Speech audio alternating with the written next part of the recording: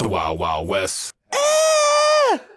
You guys weren't supposed to be here that fast. Whoa, you guys are already back? What the freaking heck? We were just talking, dude. We didn't even know you guys were here. Dude, it was crazy. Yeah. We just looking at Lil Uzi Vert videos. Yep. There's not fucking shit going on right now. Us podcasters can talk about. I know. Oh, yeah, I totally agree. That's Stuff crazy. we got to weigh in on. Well, actually, like, if you think about it my way, I'm actually I need to taking the weigh in opposite on view. some things. I know everyone said it's one way, but think about it like this. Yeah, I'm tired of fucking weighing in on options, bro. I don't really. There's nothing Or going on I think everyone's situations, giving not up on it, options. dude. I think everyone's just fucking. I have no opinions. I'm done with opinions. I got some pennies, but I'm almost done with them. I have like one opinion. Just like chill the fuck out. Yeah. Don't get caught up in the motherfucking bullshit. And if your life sucks, it's probably 85% your own fault. So stop, blaming other people. Yeah. It's pretty If your much it. life That's all sucks- I got for anybody. It's like, Yeah. oh, you hate that? Well, it probably remind you of something about yourself you don't like. Sorry. It is what it is. Yeah. I'm just trying to smash my own negativity right now. Yeah, you got to. Dude, I'm trying to. Led Zeppelin helped for like a week, and then I'm back to the blues, dude. You I'm back to the on- blues? Oh, No. so sad. I'm back on my blues. Well, you were fucking. That's because last week I tomfoolery. did new material, and I was excited. You didn't It's because I haven't been doing a lot of stand up lately. Yeah. That's totally what it is. Welcome to my dude. Imagine my world. No stand up, and they just fucking kick you in front of a bunch of people, and you gotta go. You go, I just want to rap. No, it sucks. When you thankfully, I'm back on my grind this You're week. back on grind mode? Yeah, I'm gonna do stand up every day for the next 2 weeks. So you did the new last week.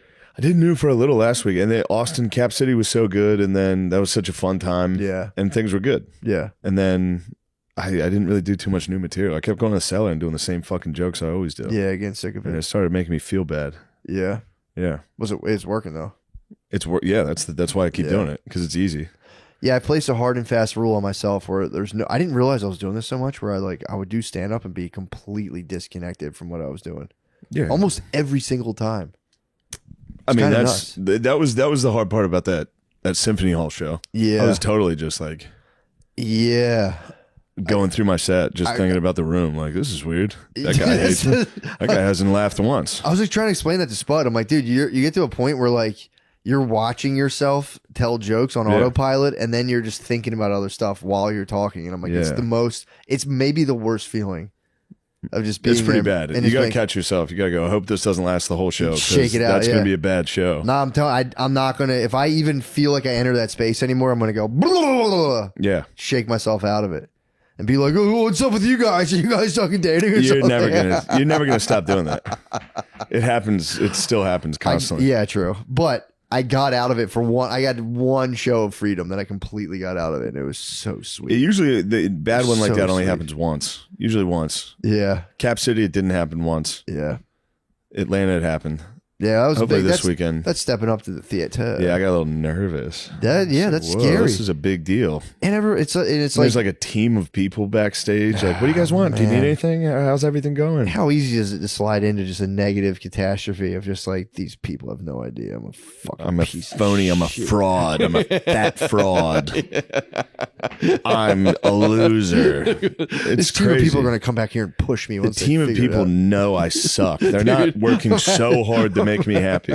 Imagine all the people like laying out the deli tray and finally conspiring and just pushing you back. Fuck you, Shane. Guys, come on. I know, I'm sorry. I'm so sorry. Yeah, made me uncomfortable. Yeah. But that's okay. I'll get used to it. Yeah, about being uncomfy. Yeah. Yeah, it's tough. Got to do new material tonight and tomorrow. We're going to do new stuff. I'm going to bring up the shit lady. It is funny. You have to. The shit lady is funny. You have to follow your instincts, dude. I don't know how to say it without making everyone in the room sad. That she has living with buckets of shit. Yes. Yeah, dude. The shit lady's funny. The Shit lady's funny. The troops, our troops being the furry, the dog general's funny. Yeah. Talk about curb appeal. I don't know. There's something else I wanted. I forget. Buckets of shit. Maybe a shit Ladies that fountain. like- Maybe a shit fountain. Oh, a little shit fondue. Shit fondue. I just want to rock.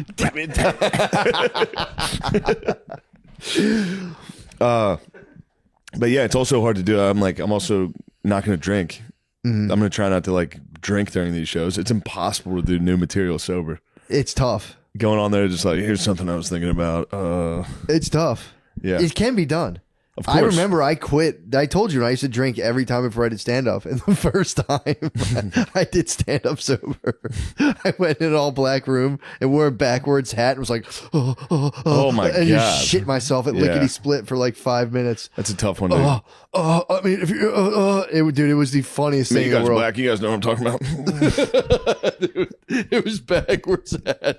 I was like, well, if I'm not going to drink, what can I do to get supreme confidence? I'm like, obviously backwards hat. Obviously. Backwards hat. Just went in there. I was like, I don't know. Like, what are you guys thinking about fucking Pokemon? Fuck shit. Yeah. Pokemon goes crazy right now. Jesus Christ. I remember you get used to it. No, I now prefer it. I do sober stand up constantly. Yeah. First set of the night. It's usually one beer in. Dude, I stink. Once I have 3 beers, I stink. Ooh, that's when I turn on the jets and I go, maybe I will try some new stuff. That is maybe nice. I will sell it because I'm having fun. No, that's true. That's true. We'll figure it out. Alcohol is probably not the best crutch for stand up, but maybe it is. Yeah, well, it's all for me. I think it fucks me up. Ultimate. I need to be totally sensitive because if I get like alcohol gives me a very bad level of confidence where I'll start going like, I'm fucking sucking. I'm stinking. Oh yeah, I'm stinking, and then I get off and I go, what do people want from me? Yeah, that's not bad, dude. No, that's not bad. It's bad. No, maybe I don't know. I'd have to see it. I've never seen a tape of me before, but I can. I don't want to do that. What? I don't want to look into the mirror. I was talking to Rogies about it. He was like, "Yeah, I record every set, watch every set." He's like, "It's hard. You got to do it." I'm like, "I'm literally never gonna do it." Although I'm never gonna do it. I watched a recording of Cincinnati of myself, and I was dreading it. And I was watching it, being like, "Wow, it's kind of fun." First time I got a copy of my special was like the first time I really watched it, and I watched it by myself, and I was like, "Holy you need someone shit, there. This sucks." You need someone and there. I watched it with someone, and they were laughing. And I was like, I was like, "This part's really good, isn't it?" You need someone there. Yeah, it's the ultimate. Dude, imagine people are always like, I hate hearing my own voice. It's like, try your own image and likeness, bro. Try seeing yourself your voice. Desperately trying to make people laugh, then them not laughing and you going, I know that joke works, dude. This crowd just sucks. Yeah, it stinks. Yeah, I just haven't been doing stand-up enough. I heard that. That's where I derive, all of my self-worth. Yeah, from stand-up. Mm-hmm. Took the weekend off, basically. Yeah. And then Thursday, Friday, Saturday, Sunday. It all collapsed. Thursday through Monday. Your mental house of cards collapsed. Yeah. I mean, I need it. I know. Otherwise, I'm like, what the fuck am I doing? Tonight will be great. That'd be awesome. Yeah. The new. Drop some new on them. Start a microdosing regimen. I'm not trying to say like do, no. Like it's gonna be a solution. Bro, I'm telling you. Sub-perceptual. I just started it recently. It couldn't have come on a better time. I just need to write a joke. That's what I'm saying. Yeah. It'll snap you. Oh, you're saying if I get some mushrooms in my system. You're not fucked up. That's the thing. Yeah. Everyone, I feel like a lot of people take a little bit too much. You don't even notice physical effects of it. You're just like today I was checking out when I stopped to the rest stop, and it's like it's just you're not high, but there'll be little ideas you've like thought about doing, and you'll just execute them without even thinking. Like I always wanted to do for the credit card, like when you sign now with your finger, I just do smiley face now. And I've been thinking about doing it forever, and today I just went finally did it. Hit her with a smiley face. It took off, and the lady went, "That's demon time." That's demon time, dude. Where did that shit? You can write anything. It doesn't matter. Yeah, you can literally write. I go like, fuck. I just scribble my. Yeah, but if people accept the scribble, but if you hit him with like a penis, would be nice, dude. Who? The bees? He has a penis. The Bizzarini. I was with the Bizzarini this weekend. The sweet Saint Bizzarini. Sweet Bizzarini. And Kyla's wilding on me in the during the Louis show. Really? She got after me. Why? I shushed her. Yeah. You guys haven't fought in a while. Yeah. Need a nice battle. fight. A nice battle. Yeah. She's like, yeah, for real. Fuck you. And I was like, fuck you, Kyla. We were fine. I was like, dude, I'm sorry. I didn't mean to make you upset. Brittany gets loud at the show, and I have to go, please stop, babe. But I did it friendly. I was like, come on, yo. Yeah. I said it's smiling. It was a smiling shush. It wasn't a That's good. It was a smiling, like, I know it's funny. Yeah. You're there's people that keep turning around. Yeah, take it down. Take it down a notch. Yeah, good. no, dude, I got a full. I'm telling you, I know you're. Well, I don't say you're flat out against it, but dude. Just a tiny little micro dose, dude. Just a tiny micro dose. All right, just try it. I'll get my hands on it. Just teeny micro dose, dude. Throw it into the Bunsen burner, and fucking. Break out the lab coat. Give it a shot, dude. I'm telling you, it came for me. It was a good time. It was good timing because I would do it, and I would take just a little bit too much and be like, I feel like kind of druggy and weird. It didn't really work for me. Yeah. But dude, I didn't realize. So I started doing them again, and dude, it's just a little. I get like the little joys of life. It just tweaks them up a little bit. I'll be driving up here, just fucking like, shit's good. Hell yeah, dude. Yeah. For some reason, I had a mental disconnect between like myself and my life, and I'd always just be like, yeah, we'll see. So weird. Yeah. I'm a fucking idiot. I don't know what I want to do. It's just weird stuff. It just kind of was like, just smashed it. I had a fucked up thing yesterday where I was walking my dogs, and again, I do 3 days on, 2 days off. So the last week I did 3 days, just teeny little pinch, great, nothing crazy. It's not like it's not making your life like easy, problemless. It's just the smallest of boosts. It's nice. But then I'm walking my dogs. I go, that was nice last week. Let me do a little double pinch, little, yeah, a little bit of a gobbler. Yeah. So I gobble. I put it in. I make a really nice tea and everything. So I put a little too much in the tea. I'm walking my dogs, and I couldn't. I was reading this thing the night before by this lady, and she was talking about how consensus reality is just built upon the impressions of your sense organs. Everyone talks about this objective reality. It's like, yeah, but like if our eyeballs happen to, read light vibrations differently, we could like see sounds and hear color, all that shit, where like if you tweak your sensory organs, the picture of reality completely breaks down. But if its and butts were candy and nuts, we'd all have a lovely Christmas. True. You know what I mean? So whatever she's talking about is crap. But she's saying different people. What if we could see sound? Like, great point. But her thing is there's different animals that do it, and there's a range. It's like everyone, we screen out stuff where there's stuff we're not seeing. Yeah. All of us, our whole idea is just screening out a ton of stuff and forming a picture. So there's probably people, there's a continuum of that, and there's people who could probably screen out less than others, people who screen out more than others. Yeah. So she was like, hey, you're discounting people, but your sense of what is determined by your sense organs, where someone could have screen out slightly less, see things that you don't really see, and you're calling that person a nut, when in reality, it's just like you're just going by like your eyeballs being like blah, blah, blah, blah, blah, and pulling in a bunch of weird stuff. Yeah, certainly. That was her argument. I was like, that's a pretty cool argument. I don't even think that's an argument. I think that's true. Yeah, but she was saying a lot of people, there'll be a lot of times when she was talking about people will come up with stuff like, dude, I saw this, or and they're like, you're fucking nuts. And it's just like, that's not logical. And it's like, well, yeah, maybe your sense organs screened it out. Sorry that my sense organs incorporated it. Don't fucking burn me at the stake, basically. Yeah. So that was her whole point. And I was like, kind of cool. Cool thing to be. I think it's totally. Yeah. I think it's so true that it goes without saying. You would think so, but Sam Harris, if Sam Harris is in here right now, he'd be like, well, the thing about sense organs, I'm a neuroscientist, blah, blah, blah. Yeah, I'd like to punch him in the belly, see if he sensed that. It was just cool. All the lady was saying was like, the world's set up in a way where it could be, like, if the world's dependent on your sense organs, then you really are never in touch with objective reality, because it could be, the world could just be like a total sway apart. Like, what's real? The world of particles or the world of human being sense, experience? Yeah. What's true? Basically, that was the whole point. I was like, fuck yeah, thank you, lady. That's what I'm talking about. Yeah. Like, maybe cells are real, dude. Maybe cells are the real deal. Maybe we're the fucking frauds. I don't know.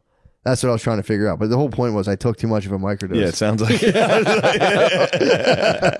I started bugging out about being like, dude, what if my sense organs fail and let everything in? And it was just like, and when you take them, sometimes you forget. And like, the thing that bugs people out is the onset. If you take too much, the onset can be kind of sudden, and you're walking your dogs, normal stuff. Yeah, you gave me some of those before. Yeah. Of course, I got greedy. I took 2. I was driving back from Philly after the podcast, like, oh, fuck, I'm high as shit, dude. That's what I'm saying. Yeah. Everyone does that. But if you're like, dude, I have a little spoon, and I spoon out like basically a key bump of them, and I dump them in my hot liquid. And I swear to God, that's the true microdose. Yeah. But dude, when you gobble the fucking capsules, it gets weird. You give me capsules, I'm going to gobble some capsules. I know. That's why you got to have, the powder's kind of dangerous too, because I can dig into the sugar bowl. It's pretty tight. It's so fun just to fucking make my ginger tea in the morning. Someone who isn't me blessed me with some capsules at your fiesta. Oh, dude. And they're burning a hole in my pocket. I gotta get rid of these things. I heard someone, I won't mention who, but I heard someone went freak bowl on you too. Someone went full freak bowl, dude. We were inside. I was like, I'm gonna go step outside. It's a little warm in here. Go outside. This dude, somebody who isn't me starts hitting, not him, somebody else who isn't me, started just telling me about like fucking. Just out of nowhere, just hit me with like wild fuck stories. It had to do with the capsules. Because they were talking about sticking the capsules up their butt. To shove them up his ass. I was like, nah. He was like, you ever shove those up your ass? I was like, no. They're Molly capsules. Yeah, I was like, for full no. context, they're Molly capsules. Someone who isn't me or Shane, give Shane some Molly here on some just like cool dude shit. Like, yo, here, you can have these. Keep them. No big deal. They're really good. And then a freak bowl came up and was like, you ever stick those up your ass? Freak bowl came out and was just harsh to the vibes, dude. I mean, it was funny. It was it's the funny. Nothing but friendship. I've been laughing. I've heard about this secondhand. I've been laughing all week. Never would have expected about going full freak bowl. He went, dude, nasty gal. Hit me with the monkey business. He was telling me, he was like, people fucking, like women jerking him off with a clear fleshlight, and he was laying there. I was like, ew. What are you talking about, dude? Oh, that was making me laugh just hearing about that. And I got jammed. I got stuck in the convo. I literally just walked outside. I got hit with it immediately. I couldn't be like, all right, that's enough fresh air. I had to like sit there and listen to Freak Bowl. Freak Bowl, dude.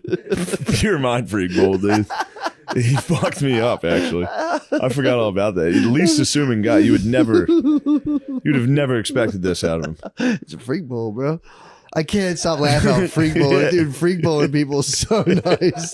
Just taking the combo, totally sexual. It was a very totally nice gift. deviant. And it was like, here, you mentioned something and the inboxes got flooded. Thank you for doing that. Here's this gift. And the guy was like, you ever shove those up your ass? One time I was fucking these girls and they were jacking me off with a clear fleshlight. Thank God there was a Sibian. I wouldn't have been able to please all four of them. I was like, what the fuck are you talking about, dude? That was demon time, dude. That was the best, dude. I heard that. I was so delighted. Just be like, it was pretty fun. Because the swim was like he went full freak bowl. That killed me. Yeah. Oh man. Yeah, that was extremely funny. Oh goddamn, that was funny. I was like, well, I'm gonna head back into the party now. I'm gonna head back into the bright lights. I'm gonna go head back in there with the bright lights and children. But yeah, dude. So I pig. A little mini pig. And then I thinking about my sense organs just completely breaking down and being like, oh my God, dude, what if like reality is this whole different thing and you get full access to it. It's just like blah, a bunch of and I stop and I go, oh God, dude, I know I took too much because that's what happens. Yeah, it's a high thought. You're thinking about something and then all of a sudden it goes like your thoughts start speeding up and it gets like so weird that you're like, the fuck's going on? I normally don't think like this. Yeah, I typically do, but it kicks it up a notch. It hit me anytime you would give me weed. I'd forget. The moment you're just eat some gummies and then you're sitting there and you start having like a weird. You're like, I don't think like this. Oh yeah, Matt cooked weed and gave it to me, and I'm sitting here playing Xbox, thinking about death. That is the best. I don't think like this. Yeah, this is not how I think normally. Dude, yeah. This is not my beautiful wife. Dude, and so I'm sitting there and I go, what the fuck? But the cool thing was, I will say, even though I pigged, all of a sudden, it's like, it literally peeled the curtain on my negative thinking. Because it's no big deal. I'm thinking about my sense organs failing and all, maybe there's like clear jellyfish monsters that float around that we can't see. Who cares or whatever. It's no big deal. But like, I'm sitting there, I think about that and I go, right away, it's just like, dude, what the fuck are you doing? You fucking can't do it. It's just dude, the negative thinking that goes on almost subconsciously in me. I didn't realize it was so prevalent. Yeah. And it had been spreading. I didn't know this. And all of a sudden I go, Jesus Christ, what a negative fucking Nancy I am all the time. And again, it's like, I'm a pretty positive, outwardly positive person, but there's a good 20% of me that was just running, dude. Matrix numbers all the time. I'm just like, the fuck, you can't do this. You're going to get in trouble. Yeah. You're going to get in trouble. And I'm like, no, I'm not getting in fucking trouble. And that's where the anxiety comes. I didn't realize. I thought the anxiety was the thing in itself. It's coming up from the negative thinking, dude. Yeah. And I was walking my dogs going, whoa, what the fuck? I I gotta get rid of all this negative. And I was able to go, we're walking. I'm ignoring all this negative stuff. It was pretty powerful. That is nice. It was huge. And I went, oh my God, the whole time I thought it was the anxiety. It's the negative thinking that's the enemy. That's it. I went, aha. Aha. Eureka. You've done it again, Matt. I figured it out. Dude, it was literally, I just went. You stiff arm the negative thoughts constantly. Literally did. This time I got away from them. I'm getting hit sticked by them. You can, dude. I'm getting fucking my legs taken out, dude. Well, here's the thing with the negative thoughts. It's a lot of times, if I thought I was like, I'm crushing negativity, but it's a lot of what I was doing was hiding behind defense mechanisms. You think, oh, I'm positive Joe, blah, blah, blah. I'm hiding behind defense mechanisms. Yeah. So you got to smash those, and then you go, here's all the negative stuff. Yeah. Started to get me, and I just went, boys, I'll be taking my walk. Yeah. Goodbye. They hit me.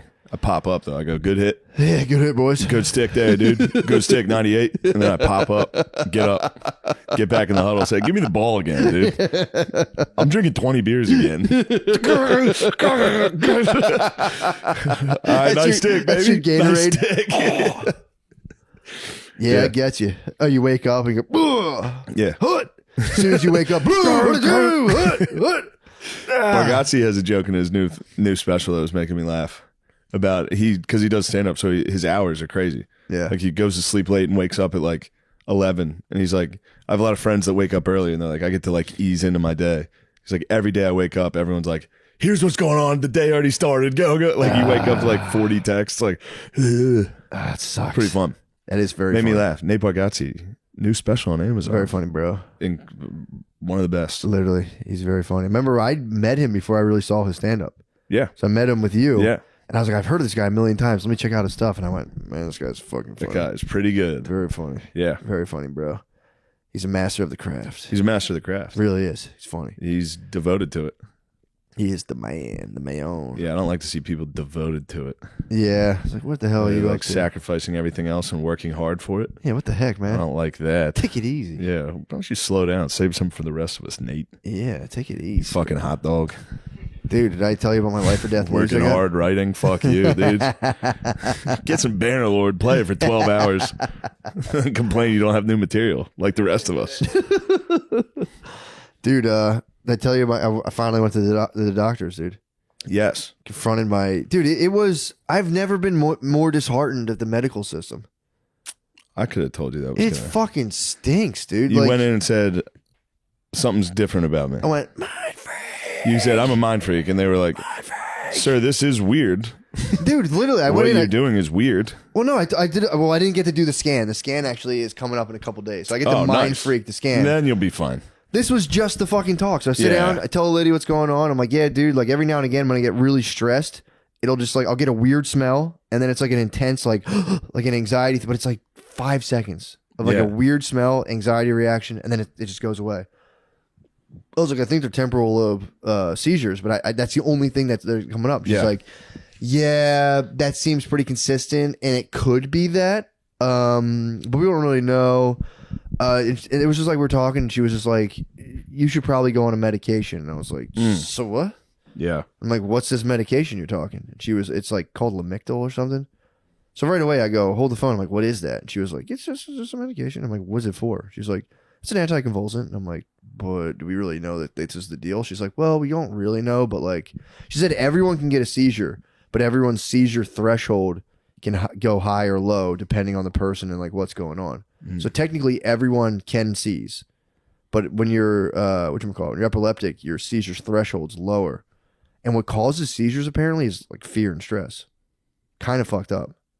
And like 110 fevers. So if your body gets stressed, you can just go and just fucking freak out. But it is kind of a mind game. And I was telling her, I'm like, yo, I don't understand. Like these things are like as mild as things get. And I don't want to go on medication for this. Because I was like, what happens is if I don't smoke way too much weed or drink way too much coffee, it almost just never happens. And she was like, yeah, but you should probably go on this stuff. Dude, I looked it up. It's like a bipolar medication. It's bipolar anticonvulsant. And she was like trying to throw it to me like it was nothing. Yeah. You think she's tricking me, dude? I think you came in and you were like, I got to figure it out. And they were like, all right. I did it. This is a schizophrenic bipolar man. No, they give it to everyone with seizures. That's wild. You get Lamictal and that, yeah, for sure. I don't think like, that's what happened. Are you tricking me? I thought she was tricking me. Trying to trick you. Are you tricking me? But dude, I think she was trying to Kanye me, dude. Yeah. I was going, what the hell? I had to go into hiding, dude. Yeah. Did you couldn't find me the last 2 days? No, I haven't heard from you. No, I was actually texting you, didn't. You couldn't even find me if you tried. You couldn't find me, dude. I had to go in hiding because they tried to put me down, dude. They did try to get you. They knew you were on stuff. Well, there's the thing. So I'm talking to her and I'm like, okay, so she was like, well, we don't really know, but like, you should just take these anyway. And I went, okay. I was like, but when I did the ketogenic diet, it didn't happen at all. I quit coffee, super cut back on the weed, did ketosis, and it didn't happen once. And she was like, yeah, but that's more of like an adjunct therapy. I'm like, well, I'm telling you it worked.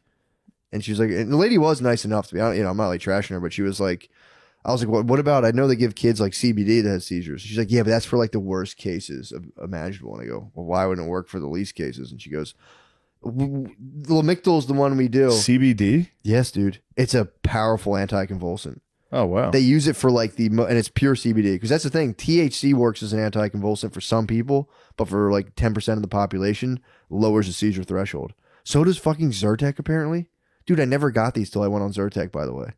That's the fucked up part. And I was reading studies about, they're saying there's a lot of low-grade seizures that are coming that they believe are coming from allergy medication. But the thing is, there's different things that lower the seizure. I've never not slept as much as I have in the last 2 years. Yeah. So not sleeping does it. Stress does it. It's a weird mind-body thing. But this is the weirdest part of the whole thing is like the go-to after just a face-to-face talking, no brain scan. I mean, they did have like a thing in my brain and it's fine. But they were like, they didn't get to see the electrical activity because it's like, is it a structural abnormality? I passed. Structure of the brain, obviously, sound as could be. No one's questioning that. Then there's the electrical activity of the brain. That's the next piece. It's like, do you have electrical problems? You're grounded too much. Maybe, or maybe not enough. I told you I had electricity. Dude, when I went to Australia, my heart fucking skipped beats for 7 days. I got a wacky electricity. I didn't disagree with that. I know you didn't. Don't say you disagree with anything. I didn't disagree with that. I feel like you've been very defensive this entire time. No. I'm kidding. So, dude, so then, so we're going to check that out. But, dude, without even seeing that, she was like, oh, just take Lamictal. Dude, I'm like, what's the side effects? She goes, well, 10% of people get a rash that if you don't go to the hospital right away, it can be fatal. And I'm like, well, then no. What the fuck, lady? That's like the bad. Then there's, I guarantee it would turn you just into kind of like, yeah, it'd be catatonic. Yeah. And I'm like, lady, I can't afford to be catatonic. Yeah. I'd love to be catatonic. I'd love to join the brain dead masses and just fucking cut myself off from the pain of the human condition with fucking modern pharma. But I refused, dude. I was like, no. Yeah. She's like, well, you could seize up on a car and crash. And I said, so be it, lady. Yeah. So fucking be it. It's my time. I'm not playing these games with you. Yeah. I seize up while driving. My whole family falls into the Schuylkill. That's our fate. That's our fate. I'm not going on Lamictal, dude. That's funny because it says you're not allowed to drive when you take Lamictal. Shit. This lady's trying to get me. She's trying to stop me, dude. She's about the paper. Full stop. She's trying to stop me. Who do you think sent her? Probably a true crime podcast. They saw that we passed them. You got to stop them. Yeah, it was pretty nuts to be like, she's like, I respect your decision, but I'm going to keep following up and make sure you think about this. That's nice of her, though. She was being nice. Dude, very nice. But I'm telling you, man, when I rarely go to the doctor. And when you do, it's just like a lady kind of like upspeaking. Yeah, selling you some pills. Upspeaking and being like, yeah, I respect your, like the fact that you don't want to take these things. But I'd advise you maybe should consider it. Our stance is that you should take it. And it's like, why? You're like, you've not sold me on this at all. Yeah. I'm telling you I'm in ketosis. Dude, I figured it out. And they're all pissed off and they want me to go on bipolar medication for bullshit barely seizures that I got from fucking Zyrtec. Yeah. It's like, get out of my fucking face with this shit. Wait till they see the electrodes. Once they see the electric charge in your brain, they're going to... Do you think they're going to fly out of their stools? I think something weird could happen. True. Something very odd could happen. Well, that's what I told her. I have an irregular heartbeat. They're going to send you down to Hopkins for further studies. You think so? Definitely. Or MIT. Hopkins preferable. That's where they got those mushies. Or Area 51, dude. What do you think they'll they might go, wait a second, this guy's not even from here. Mom, Dad, where'd you find me? Like, you were in a cornfield. We found you. You're a meteorite. It crashed. We knew you were gonna have funny ideas. You're from a planet of guys with funny ideas. What's my power? Like, you're from the planet with the smallest penises in the universe. I'm like, I knew there was something special about me. I had to smash a fucking mouse this week. What? Made me You had to sad. take life? Yeah, I had to take his life. Where'd you catch him? He got his leg you don't mind me asking, his where'd leg you got catch him? caught in a trap in the kitchen. Oh. And he was hollering. Almost and escaped. I tried to ignore him. I was hoping it was his, I was hoping it got his neck and he was just letting out some last gasps. What a So wretched sad, thought. dude. What a wretched thought. What? I mean, you were sparing his life.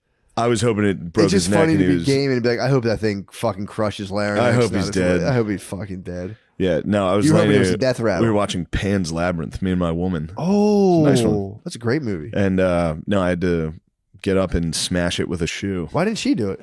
She was screaming. What? Yeah. Why? She doesn't respond well to rodents. It's pretty fucking insane, dude. Anytime. And they're here. Yeah. They live with us. They are nice. Yeah, my mom used to freak about rodents.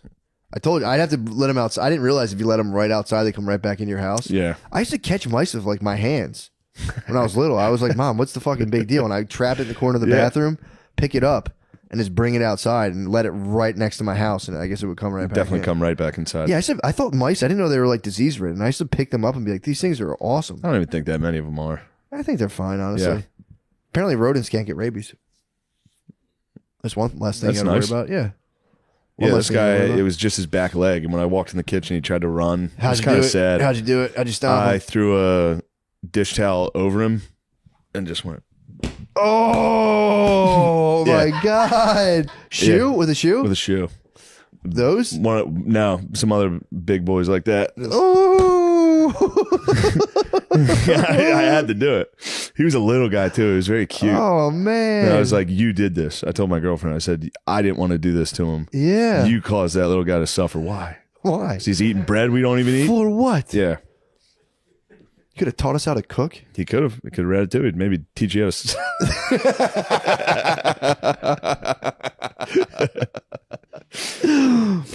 Yeah, Damn. I wasn't dude. happy about it. He was a little tiny gray guy, and he was trying to Oh man. his best to escape. Yeah. I mean, I will It's all right, say, though. my mom had a point because when we were little, we got mouse droppings in the silverware drawer. That was time. That was DEF CON. Yep, The time it comes. That's where we're at. Let's kill these I've motherfuckers. had a couple in there. You've had got them an in there? exterminator. Things have. I haven't seen one in a while. Yeah, they'll get them. They're out though. The boys are out. Well, the poison was last week. Yeah. Had to poison the boys, which also makes me sad. Yeah, that's It's a tough way to go. Bellyache for the fellas. the fatal belly. Cute little guys. Oh, they bring their little mouse children back. Like, look, a delicious morsel. Nice. This is the best thing we've ever eaten. Yes. The baby goes, "Are you sure, mommy?" They go, the Are you sure, Mummy The big Mouse? one's eating again. We can go where he was sitting and find food all over the place once he goes to sleep. They probably worship you, Definitely. and then you fucking. I mean, wrathful It was God. God. Kind of sick. Yeah. yeah. Very I'd Aztec. smack him with a shoe. Ugh. Yeah. You weren't supposed to go in that drawer. Sorry, bud. There's blood everywhere. Got the blood out. Yeah. I smashed him pretty good. You smeared it across your face. Yes. Yeah. You got to taste the blood. It was your first kill. That was my first kill in a while. Yeah, Yeah. really. Yeah, I haven't killed shit. Yeah, but you know what? What have I killed in a while? I mean, I'm getting some bugs. Obviously, no problem. Bugs. Ain't no I thing. even let some of the bugs go. I let most of the bugs go. Depends. The flies. I let the flies out of my house. I feel bad killing bugs. I go, I didn't need to do that. A The guy roach- was just right there. Roaches. I'm like, get Roach, the you fuck gotta- out. you We had absolutely roaches have coming to out of kill. our outlets a couple years ago. Yeah. That shit was nasty, dude. Yeah. That was war. That was war on the bugs. I was like, fuck these guys. This is gross. Yeah. Just they'd scatter across the countertop and they go right back. They're the little roaches. Yeah. You see their antennas sticking out of the outlet, and you'd be like, "You nasty little motherfuckers, bro." It was nonstop bullshit for me for like 3 weeks. I had to take the outlets off, open them up, spray shit. I finally got a Wow. professional exterminator, and they crushed them immediately. They put this gel all over the place, and dude, it fucking wiped them out. What, they munched the gel? Yeah, because it really munched the gel. Same thing. Bring it back to the BBs, and it's just like their balls exploded. I don't know what happened, but they fucks them up. But yeah, with row homes, you can get roaches 2 houses down. They'll go through the walls. They'll come get you. Yeah. And it's like It's because these boys downstairs are leaving a we have a lot little of bit of grub a poo outside. eater a couple doors down, dude. Yeah. We have a bit of a poo eater situation Really? here. Yes, dude. It's a I fucking. think I got a poo eater downstairs. We got a poo eater. Did he really? Yeah. We got poo eaters a couple doors down, and Not it's a full like, poo eater, but he can. Kiss Man can get there. Oh, If I didn't have my lady here, this would be poo eater central. did you think? No, dude. This Dude, guy's she's the been real gone for deal. a day, and there's more shit out. This than guy's the there's real ever. deal. He's Yeah. like what? But like his water will get turned off. Buckets of water outside. No, like you watch him go into his house, and he's like shuffling. It's like you can't get in there, no. bro. It's fucked up. You should call the orders on him. They'll bulldoze If I his see a house poo and- bucket, I might get the house bulldozed. That would be so. That'd be so brutal. I mean, that's what happened to the poop lady. I think that was her neighbors, Yeah. which His backyard's a mosquito breeding ground too, dude. that Fucking pisses me sucks. off, dude. Their water buckets are out there. that's why we need bats. You gotta listen to the bat guy. Bro, I've been telling Brittany I want to put a bat house in my backyard. She's like, you smell like bat poop. Guano. Get a bat I house. said, excuse me, actually, it's guano. I didn't even know there were fucking bat houses. Yeah, dude, you put Get them a up bat house, real dude. high. You put them up super Get high. it up on your fucking patio up there. She That'd would, be awesome. She would fucking spaz, dude. Don't even tell her. She won't even know what the fuck They it do is. shit big time. It would stink like bad shit. But Hose it off. maybe put one over in the other dude's yard. Yeah, get a He bat doesn't house. care about his yard, but a bat house back there. Says, buddy, it's this, or I run down your fucking house with a bulldozer. Yeah, Legally. on TV. I exercise my I call legal right. TLC, and me and the city and a reality show evict you and bulldoze your house because you've been eating soup, laying on piles of shit. Did they only ever do that? I mean, I don't know. That's the only one I ever saw that they. I don't really, think it racial, but they only ever bulldoze white people's houses. I'd imagine they go, what do we got? No, that's a fucking nightmare. No, Yeah. Let's chill on that one. probably. You know what I mean? Although back original hoarders, they didn't care. didn't care. Nowadays, yes. Yeah, they're probably. You go, well, let's salvage this house. Yeah, true. Big fat white lady eating soup and shit. Kill her. For real. Yeah. No, that's pretty harsh, but dude. Yeah. Nobody cares. No one cares. Truly nobody cares. They can't even run with it. There can't be some sort of like cool narrative. It's just, lady, We tried with you. bulldoze. You were shitting in a bucket. yeah, you're We're going dead. to put one of those No Nobody- Country for Old Men fucking air guns to your forehead. Call it a day. You blew it. You Nobody had one gives chance at life and you blew it. You ended up laying on trash, eating soup. I was actually I was thinking about that when I was in a neuro appointment. I saw this lady who was sitting with her son. It was an older lady. She's probably in her 50s, maybe 60s. Had a teenage son, fully like just in the wheelchair, a breathing tube, and I was like, Jesus Christ, dude! Just the like. I was like blown away by this lady's like ability to just sit there calmly. I'm like, that must just be like torture. What do you mean? Of just like having a vegetable, like a nearly vegetable kid, and just the daily maintenance of like taking. And the kid's like, the kid was sentient enough to be like looking around, talking, but just is like fucked up enough. Where Yeah, it's it's like really hard. tubes. And I was like, dude, honestly, and it sounds dramatic, but I was like, I'm more impressed by that than like someone being a president at this point in my Definitely. life. Of like Twitter, like, oh yeah, It's like sainthood. nobody's exactly. Yeah. Nobody's thanking. We're talking about bulldozing houses. Like nobody's thanking the lady. People kind of like and like kind of like recoil at some level, and you're just there every day, just fucking doing this shit, Doing the Lord's work, dude. Nobody fucking cares. Nobody wants to hear about it. And I was just like looking at this lady, like, oh my god, dude, Yeah. what if I was just like, this is the most amazing thing. Yeah. I was gonna cry. I was in the office just going like, your little kid's 15 years into it, and you're just still doing all the daily activities of care and all the appointments. Yeah. And I was like, you're the real fucking hero, lady. They really are. What am I even doing here with my stupid brain ticks? Who cares? Who fucking cares? I'm a pussy. Then you were like, no, mine's real. I mean, the lady did try to put me on Lamigdal. You probably should have. You Probably could have. You could have healed the boy. I should have. Yeah, but I was like, dude, truly nobody cares about that Yeah. lady's situation. If anything, people try to like I can't come, try to avoid it because it makes them uncomfortable. Yeah. Meanwhile, you have some fucking guy with Alzheimer's getting tweeted out like, he's the hero. It's like, come on, dude. No, he's fucking not. Who's the guy with Alzheimer's? I'm not even going to say his name, dude. Joe Biden? 4'6". Are you talking dude. about the president? I'm talking about 4'6". I'm not even saying his name. Can you Yeah. imagine if we were such pussies about it? Like, I'm not even going to say his name. It's not my president. People even said Barack Obama's name. People hated him because he was black. Yeah. They added a name. They tossed it. They made sure that Barack Hussein. they tossed that middle name as often as did. possible. They did. That Yeah, was dude. yeah. People hated him because he was black, and at least they Yeah. had the decency to say his name. Yeah. I worked for so many people when I. It's not because he's black. They say that every time. It was, dude. I don't hate him because he's black. I knew it, dude. The day he got elected, I was watching fucking like plumbers like kick shit on the job site, being like, "You can believe it? This is ridiculous." Just because it was a black guy, they were furious. That was very funny for me. Because I genuinely was excited that we had a black president just because I was like, cool. Yeah. Let's mix it up a little bit. This should be cool. Never had it. I'm a big guy. I'm a first. I'm like, cool. You like the first? Yeah, I was like, black guy president. That should be interesting. Yeah. Now, finally. See if it slows down on some of the belly aching. Fingers crossed. Nope. Amplified it. Fuck. JK. I was sweeping floors in like a half-built house, just being like, I don't know. I mean, what the fuck? Yeah. It's a black guy. Let's mix it up. And you see these plumbers coming in like, dude, that's what you think. That's the first one. Anything. You trust me, dude. You don't have any idea. You're a kid. You don't know.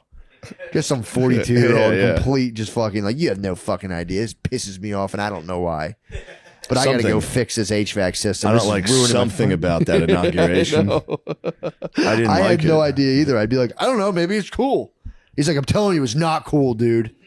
Like, I don't know. Whatever. But can you not knock over my pile? Yeah, I had multiple piles, dude. That's a big thing. When you're what sweeping type of piles? Oh, yeah. Drywall dust, sawdust. Dude, that's the biggest bitch minion move. Instead of actually picking up your piles, you make like 90 million little piles and you never pick them up. Yo, dude, I got my pile over there. Yeah. Chill. Piles, I didn't mind that. I liked making some I would make some nice piles. I like sweeping. Construction sweeping is actually kind of fun. Construction sweeping is you get dust the next fall. level. You can throw the shit down and it's like this green pellets and they keep the dust on the ground. I mean, most of the dust. You fucking sweep up the house. It feels so good after all the dust is out. Then tomorrow there's like 9 million pounds of dust again. Yeah. And other guys come in like, I told you he's going to fuck the president. This guy's already fucking it up. He's already fucking it up. He's blowing it. And then, it turns out he, I don't know. What will Obama's legacy be? I think he'll be fine. Cool guy. He's a good, cool public speaker. Cool Spotify playlist. He did the healthcare. Gave everybody healthcare. That was pretty sick. Yeah. Why everyone says it's a fucking nightmare. Obamacare. I don't know enough about it. Me either. I went on the website. It did always work every time I went on. When I was forced to buy healthcare by President Obama, yeah, it worked every single time I went on, and it was like not bad. Trump though got rid of the penalty for not having it around tax time. That's what's up. That was a good move. That's the move. That was a crazy move. Of forcing penalized for not having healthcare when it comes to taxes. I mean, dude, that's I guess the that's fucked how you up. gotta pay for. That's when you get into the sweetheart deal. It's like everyone have healthcare sick. You have to have it, or you get penalized. And he goes, I wonder if insurance companies are behind this, and now the someone in a position of power levied them to taxpayer dollars towards the insurance companies who are his buddies. I went, no, couldn't be. That's just absolutely what it is. It's fine. Plumber, right? Is that what black guys have been after all along? Black guys this whole time. Black guys have wanted $300 out of me because I didn't have health insurance. Black guys just wanted me to go to the doctor. That plumber with a super long goatee was right. He was exactly right. I wonder how his health is. This dude would come on and talk about. They always had like the thing they would come on. Like when they come on the job site, everyone would sit in the trailer, and this guy would go, "Guys, I just went on this Zoloft shit. Dude, I take 2 of those, do a bong rip, and I fuck my wife. These things are awesome." Whoa. He was like saying Zoloft's rules. He's like, bro, I take my Zoloft. Zoloft good for fucking? Apparently it's terrible for it. Yeah, what's this guy talking about? But he was saying I guess he was like in the initial stages of it. So he wasn't probably like, he just said he was like happy with what was kind of mean. He was saying like, fuck my wife. I can finally fuck my wife? He was on board with it. Yeah, he was like, I didn't even care. This shit zones me up and I just rip the bong and I just fuck my wife. Jesus Christ. And we're all in the trailer eating donuts like, yeah, you should be president. Right on, bro. Instead of one of these black guys. Somebody who's on it, like you. Yeah, I don't know, man. That shit's fucking rules, dude. I take it. I don't get sad. I do love President high Biden. As fuck and fuck my wife. President Biden rules. You like PB? I do like it. Anytime I see him, I get excited. He's starting to make me happy. Anytime I watch him talk, I go, this is good. He doesn't have the it factor for me. You gotta watch more. He gets fired up, Really? dude. A lot of speeches he doesn't know what to say, so he just starts screaming. He's like, "This is America. We can do anything we want." It's pretty good, dude. He'll get in a fucking construction worker's face, dude. He got hit with the Bosa treatment. He went. Someone was like, "You're trying to take our guns." He's like, "What'd you say? You don't know shit, asshole." I have a gun up my ass right now. Yeah, I got shotguns right now. I fuck you. What? Now Biden, if you let that boy cook, dude, he comes out with some heaters. Yeah, I've never had like a serious He hatred finishes his towards. speech, I don't think he any tries to president. shake hands with people that aren't there. He walks around. Yeah, It's a good time. It's a That's good chill. time. Yeah, I've never had a serious like bone with any of the like a fuck this guy. I've never had it with any president. Yeah. Bush towards the end, I started when I was younger to suspect that like he caused 9/11 or whatever. So I was like, Yeah. that's not my boy. But again, I don't know if he did. Bush, or I not. remember there was a bunch of kids doing that, so I started to like Bush. Bush. Yeah. Yeah, when I was There's a bunch younger, of people that were like, fuck Bush. I remember Eminem saying that song. fuck George Bush. Yeah. Eminem, all he does. these, Eminem. A bunch of those people started turning on W, and it made me J-Band. actually start to be like, dude, W's funny. That's kind of sick. I like W. That's kind of Yeah. tight. Yeah, I remember being little and being like, getting the sense of like, yeah, this guy wants to invade Iraq with his friends. And in hindsight, that was absolutely And big, yeah. what a jerk. It's kind of pure evil. What happened? And I kept watching the thing of him reading the Maybe. stories. He's still funny. Well, again, he slid Michelle Obama the candy. All was forgiven. They went It's over now. 200,000 Iraqis. There's a Werther's. Like Quadruple that number, by the way. Kind of gave birth to ISIS also. Fuck it. Destabilized the whole region. Yeah. Although, It wasn't the stablest region in the first place. to be fair, it really wasn't, dude. Yeah. And maybe something good will come out of this. They got a lot of helicopters now. Now they got a fuck ton of helicopters. I mean, dude. Once they get a hold of those, once they figure out how to fly those fucking things. That's Yeah. not the worst. Yeah, they got a gun. They did, probably 1 million of them died, but they did get like 30 helicopters. Maybe, I mean, dude, maybe they'll get someone will rise to power who agrees with American trade policies, and then he'll have advanced technology to control his population, and there'll finally be peace in the region. Yeah. Job done, dude. Rome Mission wasn't built in a accomplished. day. Maybe we got to crack a couple eggs and make it omelet. Yeah. dude. You have to, It's not going to be that easy. run over a couple of dobos with fucking tanks. Fucking get someone to not Yes. fuck with our trade agreements. Yeah, we're going to have to send a bunch of basically teenagers, early 20s dudes to blow up some mud huts. Yeah. We're going to figure it out. Some stucco. Yeah. Some stucco. Yeah. Being We got to old figure it out, bro. That's so nuts, though, to be I'm so that. against I mean, war. dude, we're here. We got an honest little operation here. Imagine if we were like, yo, these guys in Iraq are fucking up our podcast. Can we maybe get a different president in there? And they're like, yeah, it's going to be a little more difficult. And you go, okay. I hear what you're saying. But like, Will we ever get in trouble for it? what if we convince the No. population to attack that guy and kill him and then our guys in there? It's 4D chess. Yeah. But it's like, it's nuts. Imagine coming home with that day's load. I mean, again, a little active empathy. Those guys, that's pretty stressful stuff. To being like, what the fuck? They didn't turn on him and kill him? Oh, Yeah. oh, fuck. Well, I think there was a time they were pumped. And then we said if you were a part of the Ba'ath Party, you couldn't work. So What bath party? the Ba'ath Party was Saddam Hussein's Right. Why do they call themselves the bath party? bath. It's probably an Arabic word. Oh, okay. Not like bath, not like Yeah. splish splash. I was like, let's try to take it No, back. they weren't taking a bath. The rubber duckies. They were taking a little bath. Yeah, I think once we invaded, shit was actually maybe gonna work. And then they were Oh. like, if you worked in the Ba'ath Party, you cannot have a job. So Oh, like that's- half the police force, half of it, like everybody. Yeah. And then the dudes that didn't get fired were like, yeah, fuck you guys. We always hated you. And then we just had, a lot of people with experience with guns that just lost their jobs. Yeah. And they were like, this isn't good. Who were the government? And they're like, Yeah. well, we're not going to stop being it. We're going to start Yeah. a government 2.0. Yep. Stop me from being the government. I love being the government. It's Yeah. time for me to It's a take good back job. control. It's a good job, but Being it just becoming the government's tough tomatoes, dude. You literally have to kill people to become kill the everybody. government. It's a pretty wild career. Saddam did that. Saddam had he made half the senators shoot the other half, basically. Yeah, it's a coup. Yeah.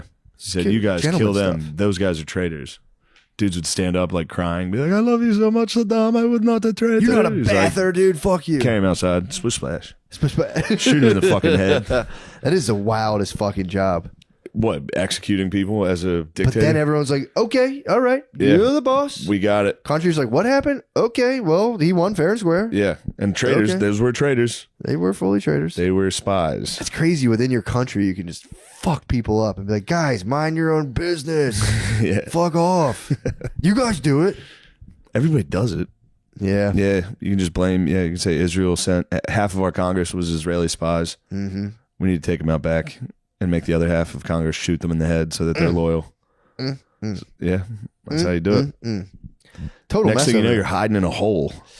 Yeah. Oh, fuck, I shouldn't have done that. Yeah, I should have dude. listened to George W. Bush. America's never going to fall, dude. We're number one. I'm pretty sure it's never going to fall. Might be the last empire. Yeah. Who else would be? China, maybe? I doubt it, dude. Doubt it. Yeah, right. Doubt it. Now, we're going to be number one for a while, at least during our lifetimes. Nice. We did it. We got to get rid of all this American belly aching, though. Stop belly aching, dude. The American belly aching is too much, man. It's like, yeah, of course, we did some nasty things. It seems like it's But going the down communists are gonna get slightly. us. I think so. The belly aching? Yeah, I think it's going to Seems like it's dropping a little. Yeah, I mean, they Saw a nice display of patriotism at the Eagles game, and it was- gets you I mean, every that's time. Patriot Giant Central. American flag, fly over with the Jets. You're just sitting there going, damn. Philadelphia's patriotic. Can though. you imagine someone fucking with us? You can't. We have jets so for fun. neat. We have fun jets. We have our bomb jets and our fun jets. We have fun jets to just go do tricks. Yeah. And we sit there and we drink and we go, that's Oh, sweet. That's me. Cool. You just take a That's my country. 40,000 half conscious eyes go, oh, Just staring straight into the sun. whoa. Wow. Yeah. I don't get upset when those guys crash at the air shows. You know? Yeah. They were destined for fucking. Yeah. It's a good way to go. Blowing Just trying up to in do a cool nosedive at the ground and pull up. And How you often don't. do they crash? There's videos like annually Oh. of pretty vicious ones. There was one recently. It was like a World War II plane hit a fucking like bomber in Texas. There's just people in a parking lot like, what the fuck? Do you guys see that? Holy shit. What if they bomb the stadium with T-shirts? That'd be kind of tight. That'd be nice. A little merch bomb, Yeah. merch drop. That's merch drop. That'd be fun. This came down from like 18,000 On the feet. airstrike, yeah, everyone gets destroyed by tees. That'd be pretty tight. Now we're cooking. How long is this podcast? Oh, this is going to be such a good couple minutes here. I can feel it. Oh, the last 9 minutes? Come Yeah, on. things are dude. going to change. Come on. We're talking I can feel it. geopoliticos. I love when we talk geopolitics. Yeah, man. I mean, dude. I mean, I'm talking about the soul. We're talking about the soul of the country when it comes down to it, and it's people are going to have to wisen up to the fact that their life rules and they're creating problems in their life. I think my 12-year-old's actually a bull. It's like, Yeah. dude, just wait Yeah. till they're 18. Let them make it. It's a I think tattoo. people are. I think people are. I think the pendulum's swinging back, Matt. Dude, I agree totally. I think. Wait till they find out all those trans kids they were fucking lobotomizing or whatever turn out just to be gay kids. They destroy little gay kids. And those cross-dressers, they're cross-dressers. They're sexually... Dude, Yeah, that shit. Peterson was getting got fired up. wild on that one. You're tucking your dick in the mirror. You think you're not sexual. You're a liar. That shit's hot as hell. You're lying, dude. That Yeah, shit's yeah. fucking hot. If I put on women's underwear, I'll bloody come lying. everywhere. I'd come all down my own butt crack if I was tucked with women's underwear. Yeah. You gotta be kidding. Get the fuck out of here. I think people are getting tired of it. Everybody that was like a loudmouth on Twitter has been kind of destroyed. Yeah. Nobody takes him seriously anymore. Yeah, it's true. Sam Harris, full dork. Bro, he fell so hard. Yeah. He Anybody fell that's an intellectual on the internet, I really think Dark web, the sucks DW, ass. bro. The DW. What's yeah? Intellectual dark web. IDW. Everybody that's an intellect on the internet can shove it. People are sick. Well, it turns out if you just talk and you're the smartest guy, you're eventually going to be wrong about something. Then you go, Yeah. I'm not wrong, actually. Yeah. He spazzed on that, dude. He's like, yeah, but if the... Dude, I got this from the Dave Smith podcast. That's what happens when I get real late at night. I start watching Project Veritas, and then it hits me with Dave Smith. I go, okay, here we go. Dave Smith's the man. Dude, he shreds him, bro. He shredded Sam. Shredded Sammy, dude. Nice. Shredded him, and I was just going, oh yeah, I did. I would have said that. I was thinking that too, Dave. Yeah. Fucking for sure, bro. I just watched Nick Rochefort fucking talk about houses. Yeah, it's nice. Very nice. It's awesome. It's a long stream too. It's good. Yeah, it's a good one. But yeah, dude, apparently Sam Harris was going out being like, okay, but apparently he's like, let's do this thing where the virus actually did kill children and the vaccine actually did prevent transmission. We would never allow this Brett Weinstein bullcrap. And then, Like, you know, yeah. And it's like, yeah, of course, brother. What the fuck? He's just he's fucking. He literally was like, out. imagine if what I was saying was true. Yeah, dude. Then I wouldn't be wrong. I know. It's like, yeah. It's crazy. It was insane. And he's completely unhinged. He freaked. He completely blew it. I don't like it. Blew it, dude. They're going after that one guy, the hot Turkish communist guy. What's up with him? What's his name? Salvo Hassan. Zizek? Hassan. Oh, they're about No, Hassan Piker was mad that Mr. Beast cured like 1,000 people's blindness. That was a YouTube video. Wait, what happened? There was like 1,000 people. Somehow he gave them the medical treatment to cure. He saved 1,000 people's vision. Why are people mad at him? Hassan was making the correct point. He was saying, this annoys me that, because he's a socialist. So he's like, this is capitalism.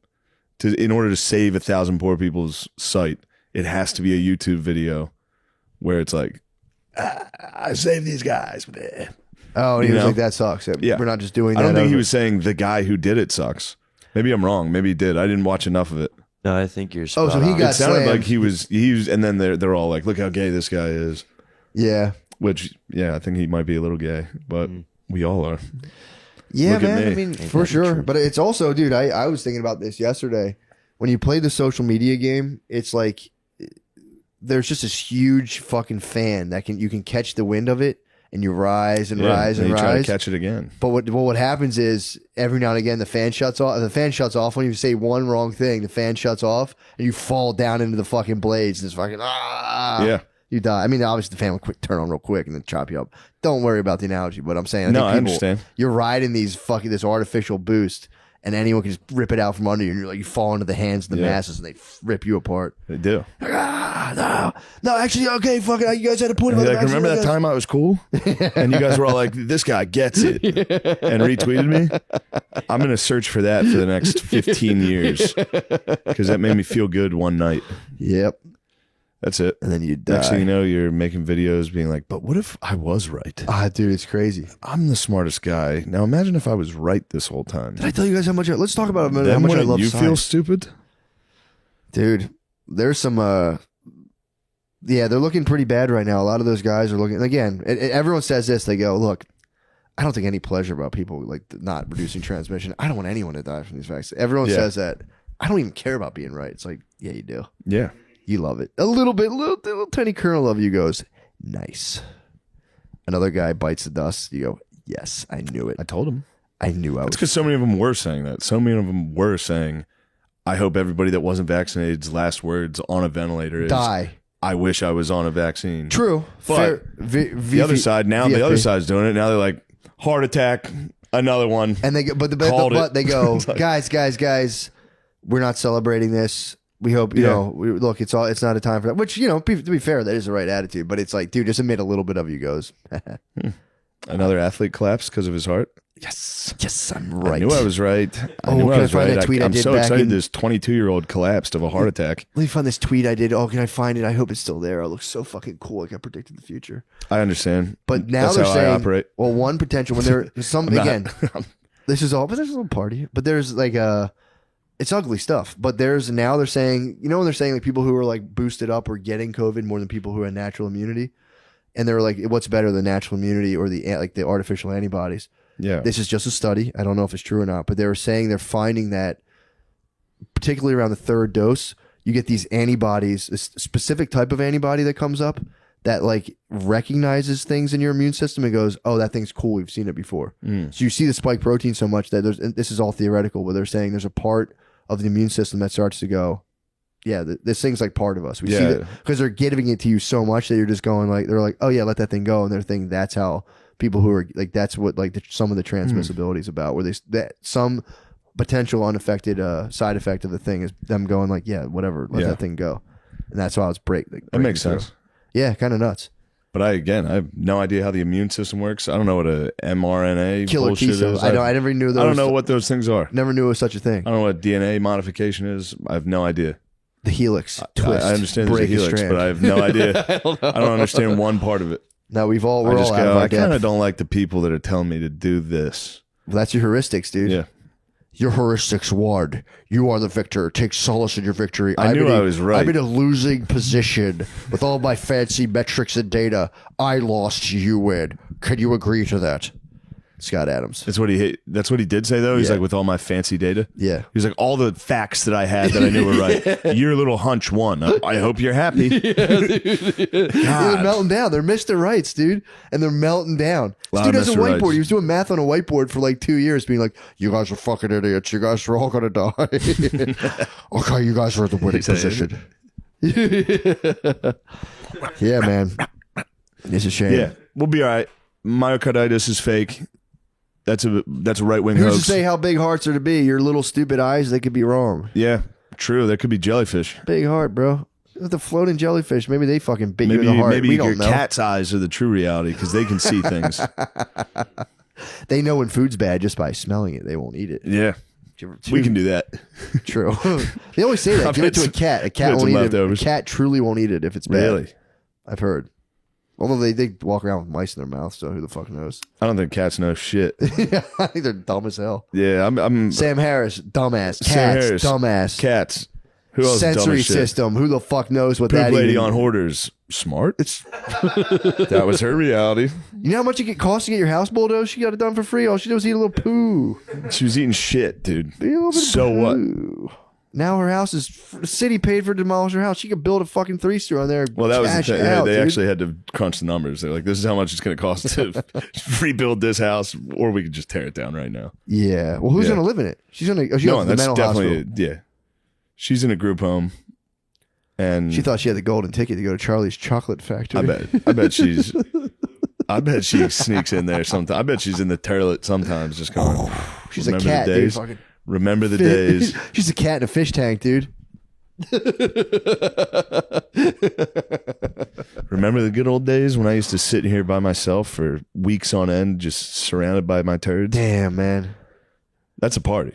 That is a party. Eating contaminated food, getting violently ill constantly. Oh, she probably listens. What's that one Tom Petty song? Into the great wide open. She's staring out at like a square metal crazy person house window, thinking about all those turds, dude. She can still have access to turds. She's got to get access to turds. You think It's they're the one gonna- thing they can take a lot of stuff You're from talking you. about give her one They can cool never fish take tank. our turds. One cool fish tank with a couple floaters in it. Let her get It's the some least you floats. can do for like, She definitely shits at night and just lets it sit. To get some naps in with at least let her clock some flush time, dude. Be like, yo, don't make her flush it right away. She needs her hidey ho. Hidey ho. She does. Give her a fucking. They can't stop her. No. She's in beast mode. She's a fucking. They cannot stop her, out dude. of her, dude. Yeah, good luck. She's gonna dump, dude. She's gonna dump. Now she's eating hospital food too. Oh, Although that's such an upgrade from the fucking Progresso she was munching, dude. Progresso clam chowder out of a fucking paper will they bowl. fine age her bread? Maybe. To get the pro? Yeah, because I don't have a freezer. Duh. I'm gonna eat it.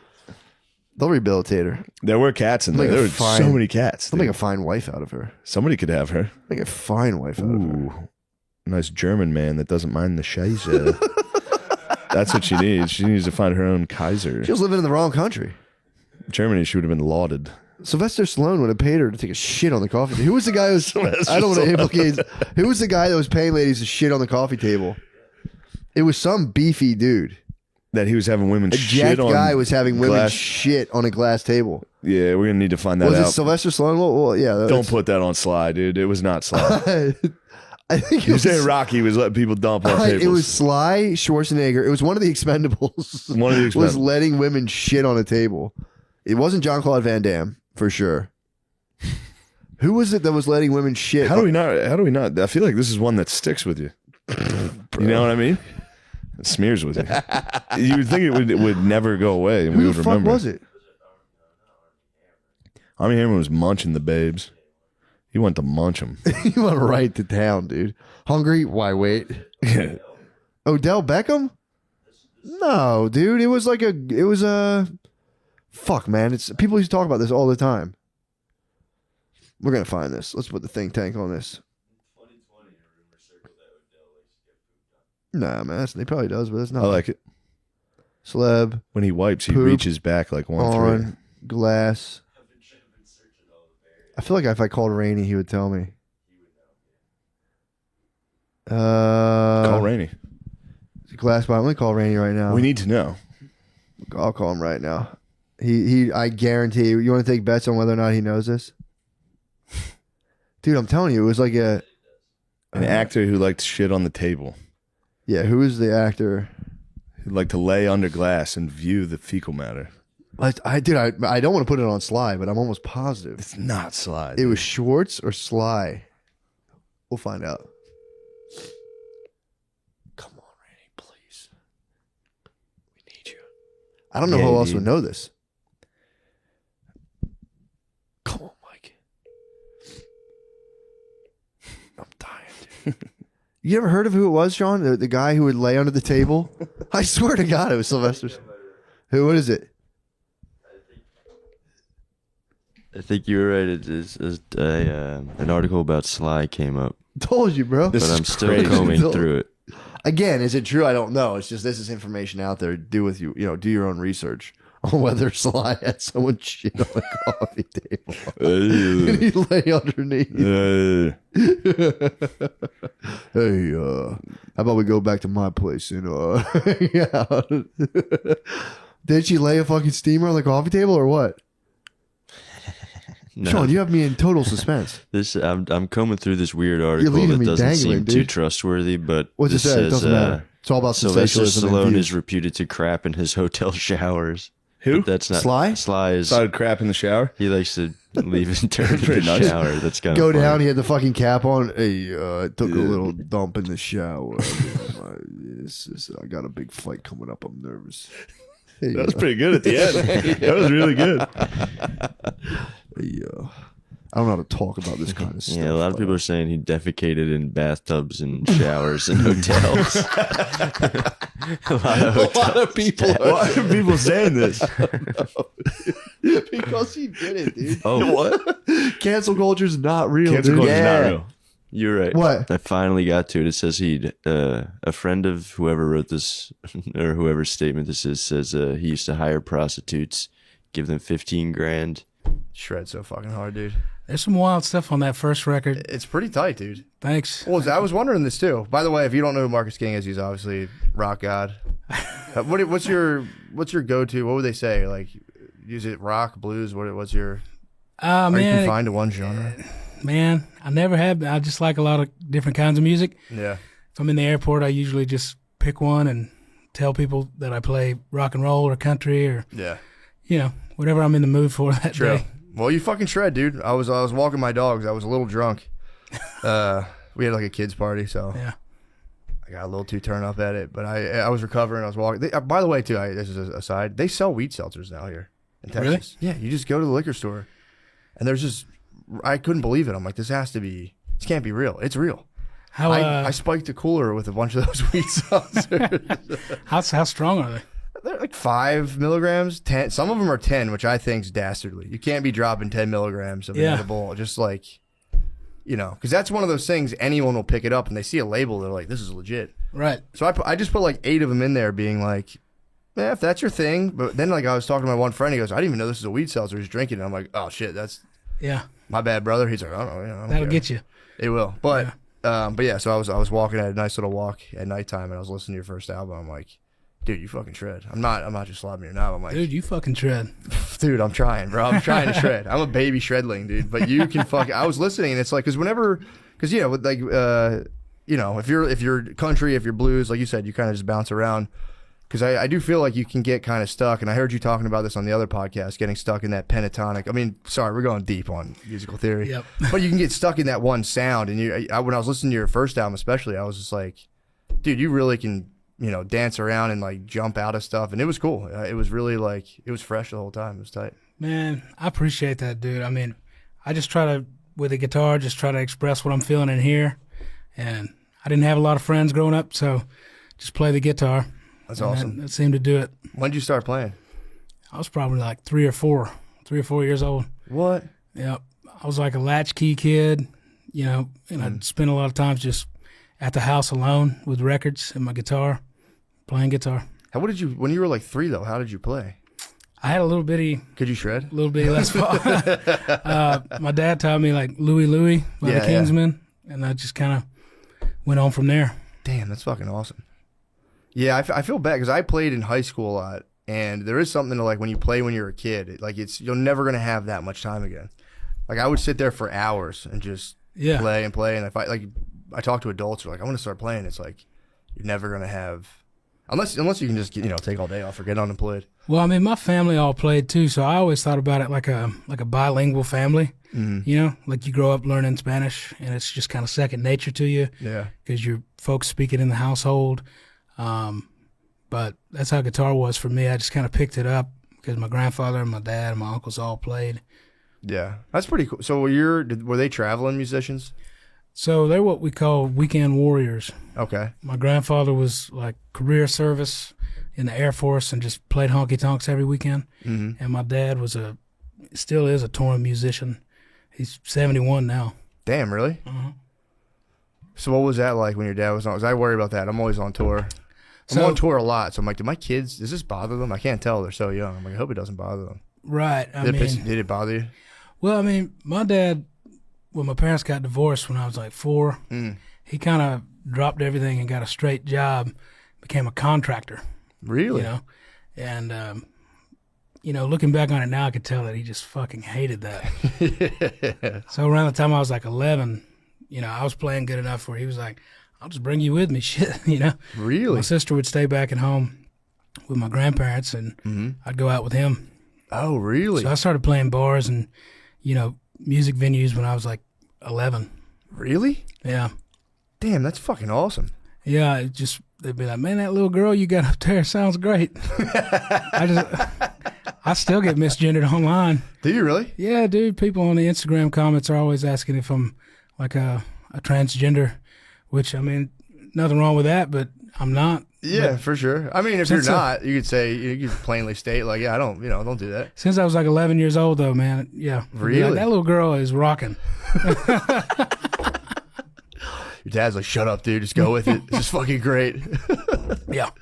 Well, that's kind of cool, though. So you were literally just, how did that happen? You were just shredding for your pa, and he was like, let's get the fuck out of here, bro. Fuck contracting. Let's go play music. Right. I mean, yeah, we're going, like, we would tour just like everywhere we could to get me back in time to go to school the next day. And I always kind of looked at it like, the tribe goes out and hunts. Yeah, Like you become a certain age, you just go out with the men and hunt. Fuck, dude. That's what it kind of felt like. Yeah, that makes sense. Mm-hmm. What kind of like stuff were you seeing? Like, was it like wild, or was it kind of like pretty chill and tame? It was fucking crazy, especially like by the time I got to be like 13, I started booking my own gigs outside of my dad's band. So I was like 13 and 14 is when I got my learner's permit, and I had to have a licensed driver in the car. So I had like my two, But you got your permit at. Oh, wait. When can you drive? So I'm from South Carolina. So in South Carolina, I got like a working permit because I was able to work at that age. Gotcha. So I got that, which was like super restricted, and I could drive with a licensed driver in the car, and it was like an extended, learner's permit kind of thing. So I had a bass player who was 18. My drummer was like 35 with kids. And I had like grown men, and I had like a fake email. I would book us, have us working like 4 or 5 nights a week. And I'd end up in like Asheville, North Carolina, and this like crazy old bartender lady was just like trying to, teach me about being a man and just like all these crazy stories. She was trying to usher you into. Trying to usher me into adulthood. Yeah. Damn, dude. Some wild stories out there. Yeah. How'd you feel about that at 13? I mean, Florida, I'm guessing. It was pretty exhilarating. Yeah. So you were. I guess. I mean, did you look younger? Because you were just a boy. Yeah, I'm just a pup. But you had your permit, so I did have my permit. I was driving my '94 Pontiac Transport minivan, and I had my rig, the PA. I had my bass player's rig. It was a good deal for him, and I found out like later, like we would go work in Asheville, North Carolina twice a week. We'd go up on Monday. I'd play a gig, and unbeknownst to me, he was like moving some serious weight And I didn't realize it. He was just like filling his gig bag with like a QP every time we go up. We come back down to Greenville. I think the statute of limitations were good now, but he'd come back and then move it, and then we'd go back up and play a different gig Thursday. Oh, that's so funny. And he'd pay the guy. But we used to work this club called the Hole in the Wall. It was spelled Hole in the Wall. Yeah. And like a couple people got stabbed, and they maintained, you know, their liquor license, and then somebody got shot and killed. That's when they closed down finally. Really? But I was like all of 14 years old in there working, and just driving quaps around, no idea. You had Yeah. the QP on you. Yeah, dude. Just like on your learner's permit. Sketchy as hell. I don't know how I got out of some of the situations I was in, but Yeah. you know. So did you ever have a job then, or you just did the music stuff? When I was 16, I had a job at Mellow Mushroom. I actually like that place a lot. Mellow Mushroom's pretty good. Yeah. Pretty good. I got fired twice from that same job, but the manager was a buddy of mine, and just Pretty mellow about it. he was pretty chill. He was chill. So they fired you. Got the fire rehire. Yeah. Nice. Yeah. So what did you get fired? Was it him who fired you? Or like the hires up fired you, and then you kind of had you're able to come back. So I was working back of the house. I was a dishwasher, and then I got fired just for being kind of a slacker. Yeah. And then I came back and I was front of house, and I was trying to like quasi unionize the hosts because we did everything. We bust the tables, you know, we took drink orders, and you know we didn't get tipped out at the end of the day. And I think you know I was being a little bit too. I see what you're saying. You wanted it on the waiter's tips. Yeah, I was like, dude. what's going on with this? You know, like we work our asses off. And let us get some of that back end. Some restaurants do that though. I've worked in restaurants where as a busboy you'd get a little bit of the waitress's tips. yeah, And it was it was a pittance, dude. They were making probably like $400 a night, and they would slide you like $40. You'd be like, sweet. yeah, the money got funny. I got the bartender's tips. There was a bartender named Matt. I worked in a restaurant. There's a bartender named Matt, so they gave me the wrong envelope, and I was just like, I would get like $40 as a busboy, and I had like $400 in an envelope, and I was just like, fuck yeah. Like, we gave you the wrong envelope. I was like, no, you didn't. I don't think you did. I was like, I don't think you did. And they're like, no, we did. I'm like, nope, said Matt on it. Like, how much was in it? I'm like, I don't even remember. You gotta have a little bit of hustle about you. Yeah, man. I mean, dude, if someone hands you an envelope of cash, now I would have I'd return it to the rightful owner. But back then, I was a bit of a dog. I'd be like, nah, that's mine. I'm taking that. Right. So you started as a kid. That's crazy. I didn't know you could even start. I guess you can't do it anymore. Maybe. I don't know, man. I don't know really how I worked around that, but I was really, you know, I knew what I wanted to do from a young age, so I had that going for me. I had a lot of gumption. Yeah. So I just wanted to get the fuck out of there. Was there any like nightmares, or I mean, I'm sure there were, just like absolute nightmare gigs, or like any meltdown? Have you ever freaked out on stage and melted down? Well, I played a cruise one time. We used to work the cruise circuit a little bit, like blues cruises and shit. And like this particular blues cruise, I mean, I had gone off one morning and was trying to find some drugs, and like the first like t-shirt vendor guy I came to, this was in like one of the little port cities in Mexico. And I was like, you know where I can find a little, you know, weed? And he's like, I think you want something a little stronger. And like, I was like, how'd you know?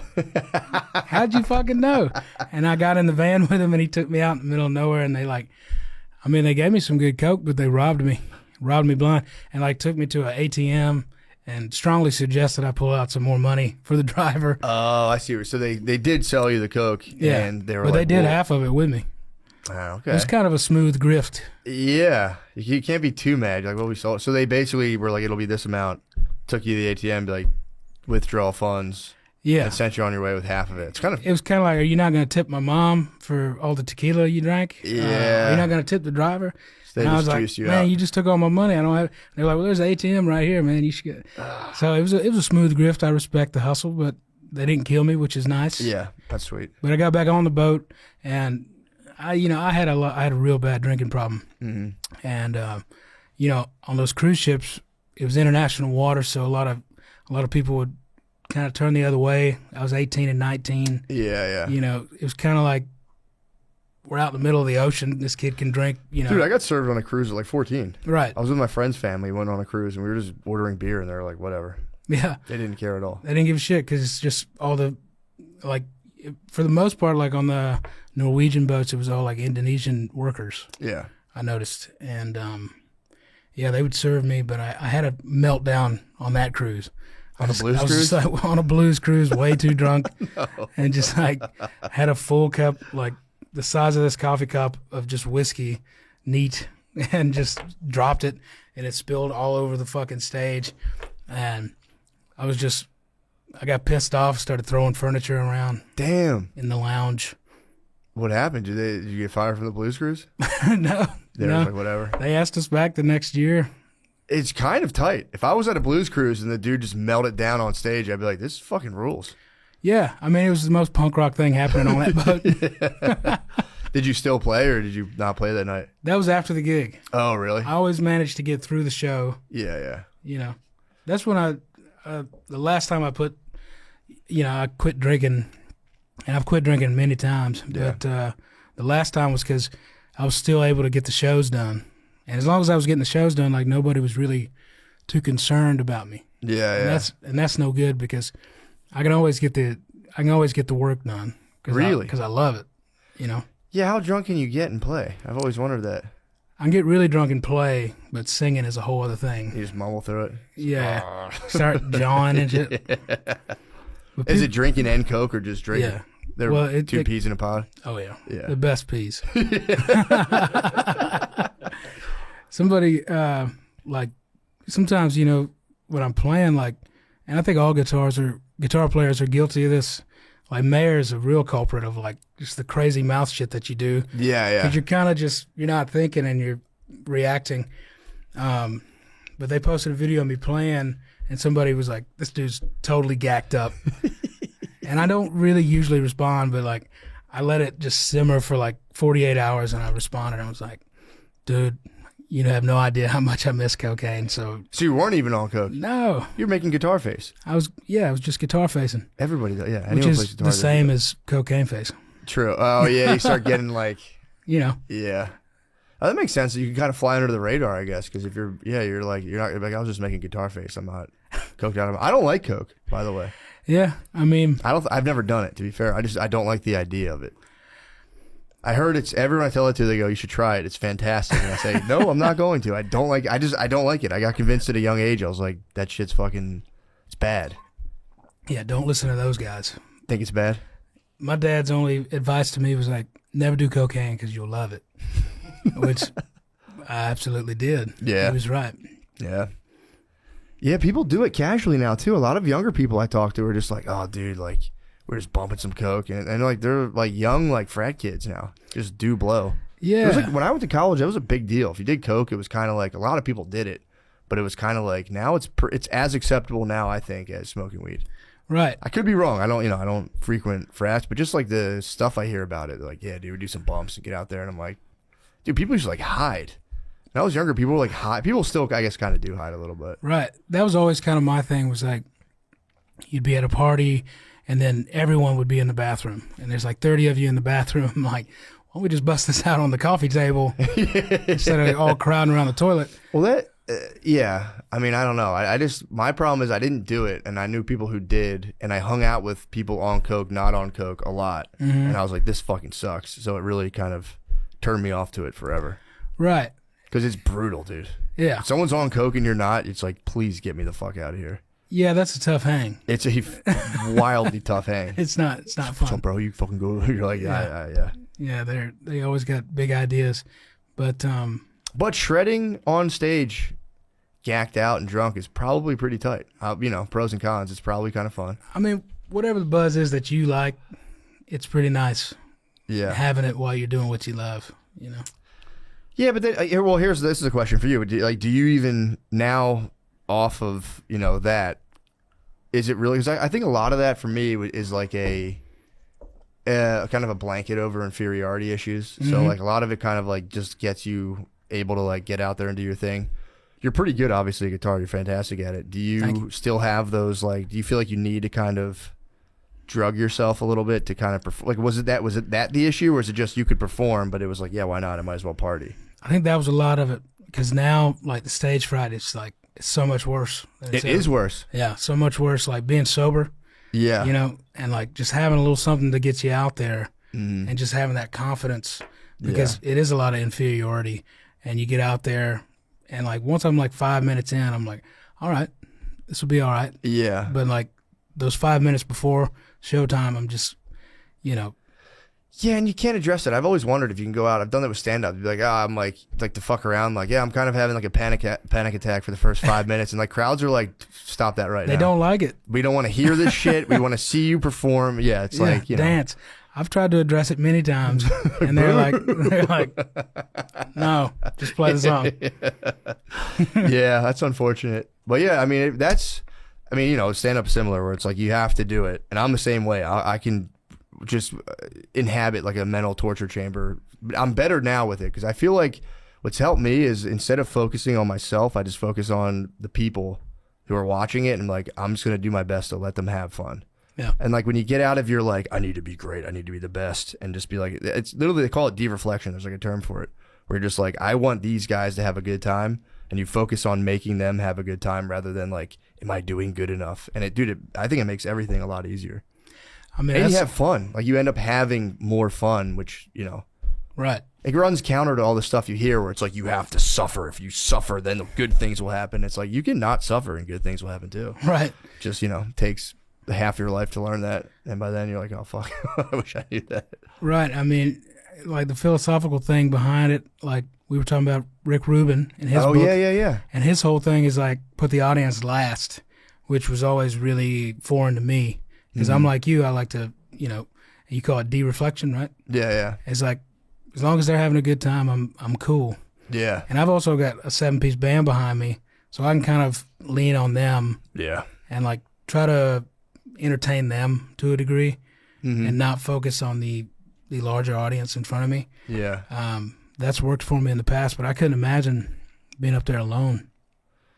Yeah, I mean, I don't know, because I've tried to play music a couple times, and that's harder for me because when you're doing stand-up, you're getting feedback in real time. Like if people aren't laughing, you know, it's like red alert. This isn't going well. This isn't going well. But and they laugh, it relaxes you. Yeah. When I would play music, the whole time I would just like watch people in the crowd like, dude, do they fucking hate this? And I would just stare. Then the song would be over and a couple people would clap, and I'd be like, I guess that's good. There's no like, you're not getting that the feedback kind of relaxes you in stand. Everyone says that does music. They're like, stand-up's crazy. It's like, I don't know. I think it's easier. I could be wrong. I mean, that's a wild take. Having a band behind you. I mean, I wasn't that good though, so I'd be worried about like missing a string, and I'd be like, fuck. So I don't know.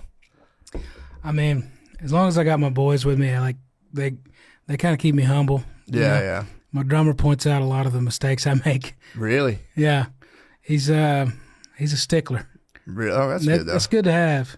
You can't get too loose. Yeah, you can't get too loose, especially if you're. I mean, I guess you could if somebody fucks up. If I'm like watching a band and somebody like fucks up a chord and like kind of laughs and keeps playing, I'm not gonna be like, what the fuck was that? Right. You don't ask for your money back. Yeah. But I mean, we also grew up in the service industry. True. So. I only was in the restaurants briefly. I did construction, but similar. Yeah. It's like, yeah, I mean, it's not similar, but yeah, you do what you actually, I guess when you do that kind of work though, you do like, I've heard this from waiters especially. They're like, people who do construction usually leave, like blue collar type jobs, whatever it is, they usually leave better tips.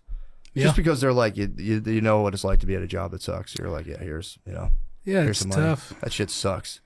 I mean, what you're doing sucks. What I'm doing sucks. Here's some extra money. Yeah. I've heard the same thing, and I was in the service industry long enough to realize, like, you know, mellow. Talking mellow mushroom. Talking mellow mushroom. At the end, man. I was there just long enough. I was a mellow man, just long enough to not get frustrated about how long it's going to be for a wait for a table. Yeah, that makes sense. Yeah, to be like, all right, man. Yeah, same. Especially if you work in a restaurant, dude. I worked. Actually, you know what? I take that back. I was in my brother's taco truck, and I remember like. When people are waiting for their food, they're like especially angry. Like if you're in a restaurant and you're like, hey, we took the day off, we're closed, people show up and they're furious. Like you see, I do it. If I show up to a place and like they're normally open, they're closed, it takes me like 10 seconds to calm down.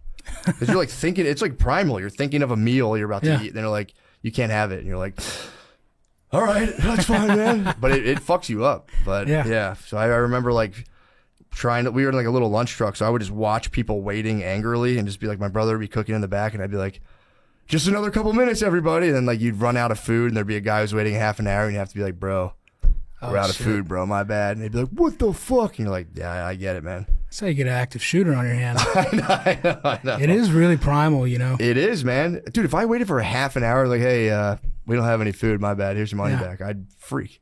I'd call the cops. I'd be like, I'm calling the fucking police. That happened to us recently with my drummer, actually. Like, everybody finally got their meal, and, like, what he wanted, they were like, they came around, gave everybody their food, and they didn't bring his, and they were like, yeah, we're actually out of that. And it's like, why are you just now telling me? You know? And they were like, you want something else? And he's, no. He fasted? He's a grump when it comes to food. Like, dude, a lot of people are. Yeah. He hunger striked. I would have done a hunger strike as well. I'd be like, I won't eat then. He protested. I'll be hungry, and you guys will pay for it. He just sat there and watched everyone eat. Damn, dude. Yeah, so how was it? So you said you did your last album with Rick Rubin. Yep. How was that? It was interesting, man. I mean, it was a long process because he's super mysterious guy. Dude, I was trying to figure out what the guy. I had seen him in stuff, and I was like, I learned he doesn't play any instruments, right? Plays no instruments, and I was like, how does he produce all these, like, all this musical stuff? And his mystery almost perverted my mind to being a hater, where I was like, I think he's full of shit. Right. And then I read his book, and I'm like, fuck, this is the coolest dude I think that might have ever lived. It's super interesting. The book's awesome. Because he does try, like, the way I've explained it is he's like a ambassador of music for the human population. Dude, I would hear shit like that. I'd be like, shut the fuck up. And then I read his book, and I'm like, yeah, he could do that. I was like, he for real, it might just be the coolest dude. Yeah. And he'd come in, and we'd listen to stuff, and you know, he's always like just barefoot, and he wears like, you know, these Thai fisherman pants, which are like these huge pants. I want to wear those so fucking bad. I don't have the courage. I don't either. You know how much courage it took me to wear my biohacking ring, dude? This is my Aura ring. I've been hiding it under the table, dude. I'm not a 2-ring man. Yeah, I got rings. Yeah, but, man. Yeah, I am. Fuck that, dude. My wife won't let me wear the Thai fisherman pants. Why not? She hates them. We have to. Well, let me Google these things real quick. I want to see. I think I know what you're talking. They're like the long, flowy, like almost Kung Fu Master looking pants. Big time. Fuck. Yeah. Fuck, dude. I'm just. Fuck. Yeah. Dude, that's all I want to wear. Every time I see people in them, I'm like, I'm a coward. But he'd flow in with those and like a big iced coffee or like a tea, and he would just like, he lays down in meetings a lot. What? Like while he's talking to you, he just lays down. And then how did you feel? So who produced your other album? You had other people producing, obviously. Yeah, well, I've worked with like Dan Auerbach from the Black Keys. I worked with this producer named Dave Cobb, who did a lot of the Chris Stapleton and Sturgill Simpson stuff. Yeah. I've worked with a lot of different producers, and all of them kind of have their weird quirk. Yeah. And at a certain point, you got to step back and remember, like, you know, I'm paying for this guy to produce the record, so I'm going to lean into like their process. Yeah. So a lot of personality mirroring, like end up laying down on the adjacent couch talking to Rick. Really? Yeah, oh yeah. Fuck, dude. I'm like, I'll take my shoes off and lay down and talk to you. And he just, because his book, the way he approaches his book is pretty cool. And you were saying he instructs you the opposite. He's like, fuck the audience, do your thing. Yeah, it's like so hard to do, dude. And that book, like, I read it after we worked together, and like hearing him talk, and like, I mean, he practices what he preaches, you know. Yeah. And he's such a big fan of music and of comedy too. Like, he loves comedy. And I was in Italy working with him when he was about to, you know, go on Rogan and talk about his book. Yeah. And he was like nervous, you know. It was really to see him kind of have these like human emotions. Yeah, because I guess you kind of like legendize him in your mind. You're like, dude, Rick Rubin doesn't get nervous. You can't wear. You think about him, about him floating and shit. Yeah, you know, and Flying Lotus. I'm telling you, anyone, I would recommend his book. I like started, especially if you're like trying to write something or do something, or even like if you're just like trying to chill at your job. That's my mission right now. Is like, how can I just make my inner world as peaceful as possible? It's obviously hard, dude. I fail all day, every day. But his book, you read it and you're like, damn, it's a cool approach to just like sitting, brainstorming, letting like ideas flow, letting them take shape, and like creating things. It's, you know, that's the one thing I think a lot of people who aren't in, like, when I ever heard the term like I'm a creative, I dislike it, because I think anyone can do a cool, like, you can like build something in your backyard, you can do like all this stuff, and I think that's a lot of people get frustrated because they have no creative outlet. It's like, I think it's a, it's like a God-given right for every man or person or girl, whatever, to like do something other than like wake up, stare at your phone, go to a job you hate, go home, watch TV, and go to. I think that's like it kills you.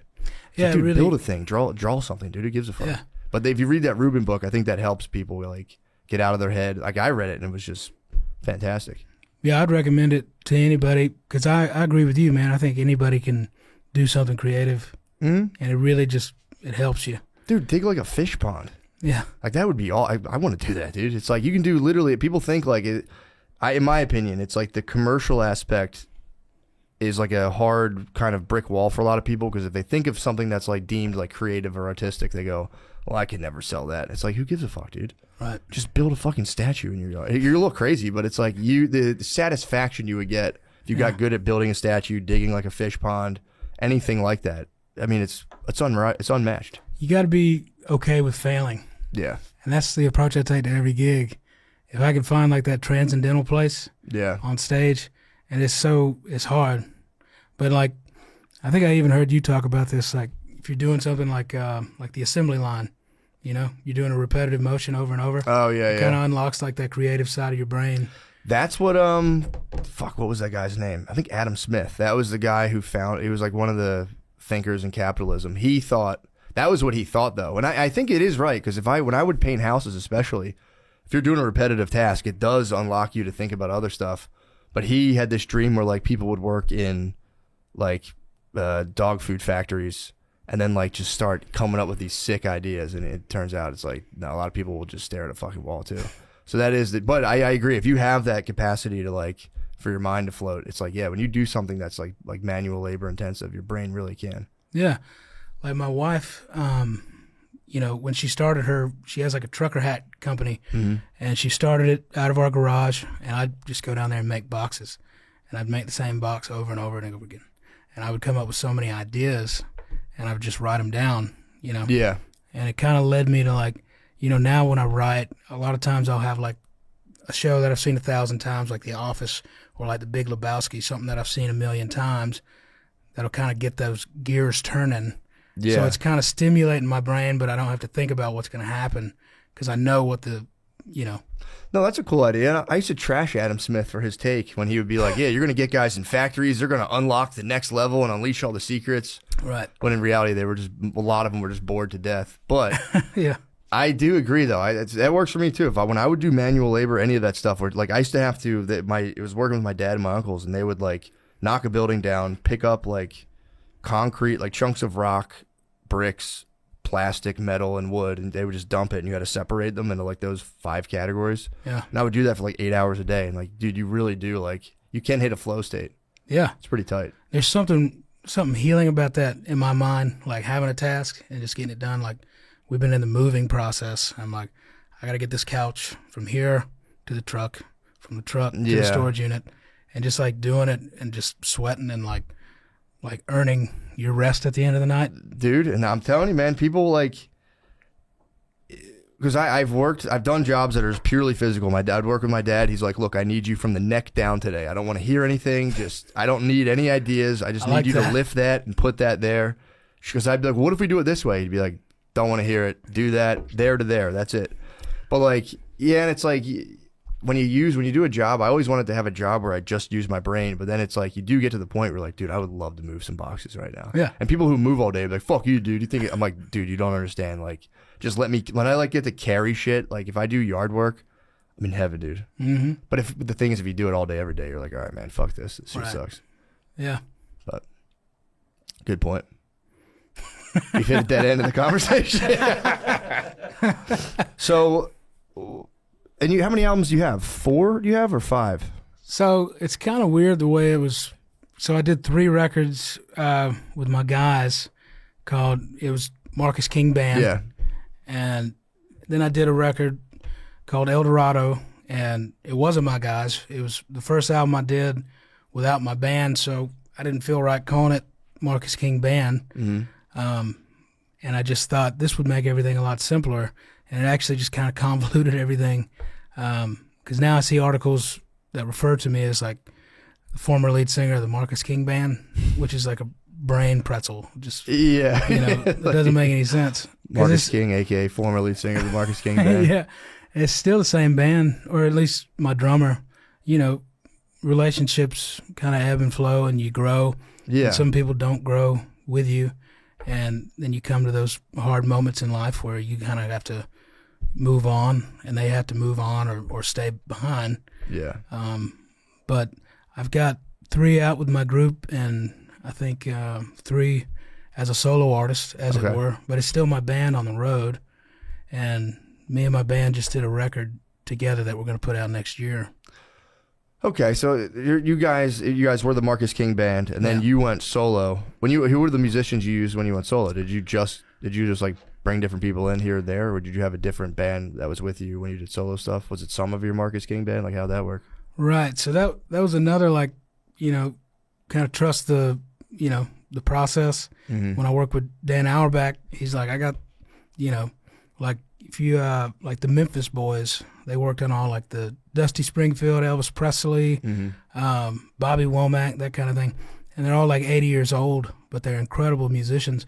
And they played on that record with me, and just watching them work was just astounding. Did a record with 80-year-olds? Oh yeah, that's crazy. that record, El Dorado. Everybody on that record's like 70 plus. Damn, dude. Yeah, How was that?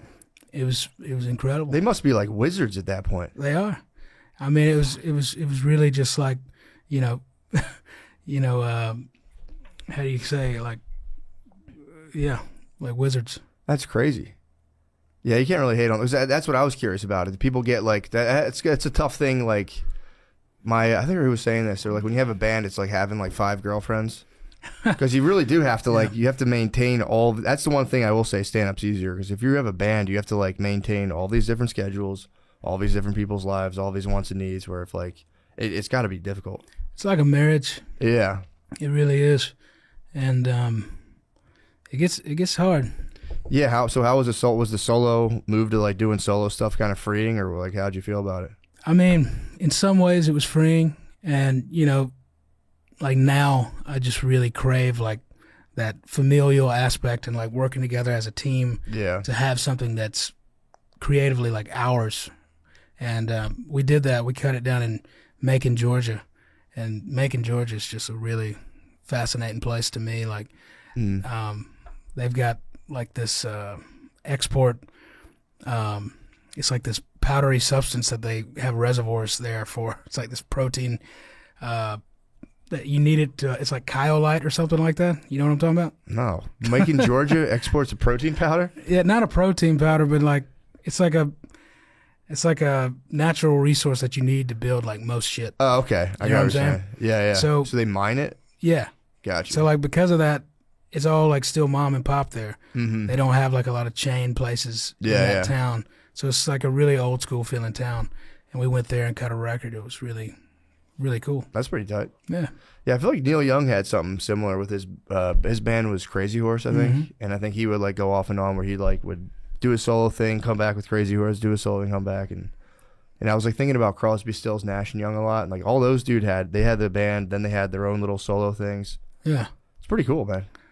Yeah, I mean, I've always kind of thought about Neil Young. Yeah. Like as somebody to model a career after, because he kind of accomplished that idea of having a band, having the solo shit. And then, he did. Do whatever. He fucking crushed it. He had that catalog in the 80s was wild, dude. We got into vocoder phones, dude. That was fucking crazy. I haven't dug much into his catalog in the 80s. He had I feel like he like he for real like crushed it straight through. The 80s, he just did his own. He was like chilling with Devo a lot.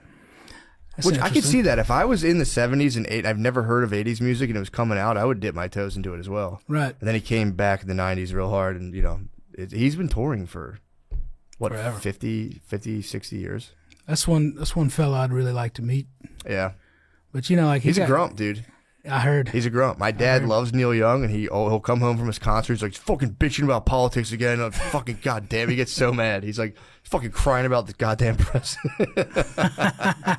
'Cause my dad loves Neil Young. My dad loves Al Stewart. My dad's seen Al Stewart 40 fucking times. He's seen Neil Young a bunch of times. He's like, yeah, fucking Neil Young's crying about fucking politics again. You come home all pissed off. But my dad went to see Al Stewart recently in Poconos, like the mountains in Pennsylvania, and he was like, it was him and a bunch of gay guys. My dad said these two gay guys were singing every song right next to him. And he's like, dude, I just couldn't focus on Al Stewart. Wow. But yeah, I grew up. My dad was I think my dad was a huge fan of music. He had this, like, when we were younger, he had this. It was like this double-sided cassette case where he just had like 48 tapes, like little like cassette tapes, and he would carry it around in his truck, and he'd always just like blast different, like, dude, going to work with him was so fun because he would just blast like Neil Young and all these other just like 70s, like we got into like NXS for a while, which is funny. Yeah, it was weird, man. He had a very like kind of eclectic music taste. Right. And he would get home from work and he would just like hit a tape in the deck, fire it up, and just sit by a fire and just blast albums. It was really nice. I mean, it's great to have that growing up. Yeah. People who have an eclectic sense of or taste in music. My dad was like that. My grandfather listened to a lot of country and western. My grandmother loved like Dean Martin, Frank Sinatra, and my father loved rock and roll. So I had a really eclectic kind of mix of music when I come home from school. Yeah, I always felt, I don't know, have you ever been in someone's house and there's just like no music at all? Or like riding in a car with somebody and there's no music. Yeah. So it's a psychopath move. It is a psychopath move. You know? I'll try. I used to have I've gotten better with this, but I'd be very nervous to play music for other people because I think they would listen to it and be like, dude, this fucking sucks. It's from having older brothers. So I'm like worried they'll listen to it and be like, yo, this sucks, dude. You're a loser. So I would do a thing where I'd play music, but I'd play it very quietly, which is almost worse than silence because people are kind of like, what, like, it's like water torture. Yeah, like, what are you doing? Like, play the fucking song or turn it off. Because I would play it and I'd like maybe like, well, turn it up a little bit. It was just a psycho thing I would do. Where like no one's thinking about it. Like you never get into someone's car and you're like, what the fuck is this? Yeah. Just like, oh, there's music on. Right. But yeah. I'm always, just a glimpse into my tortured fucking world, dude.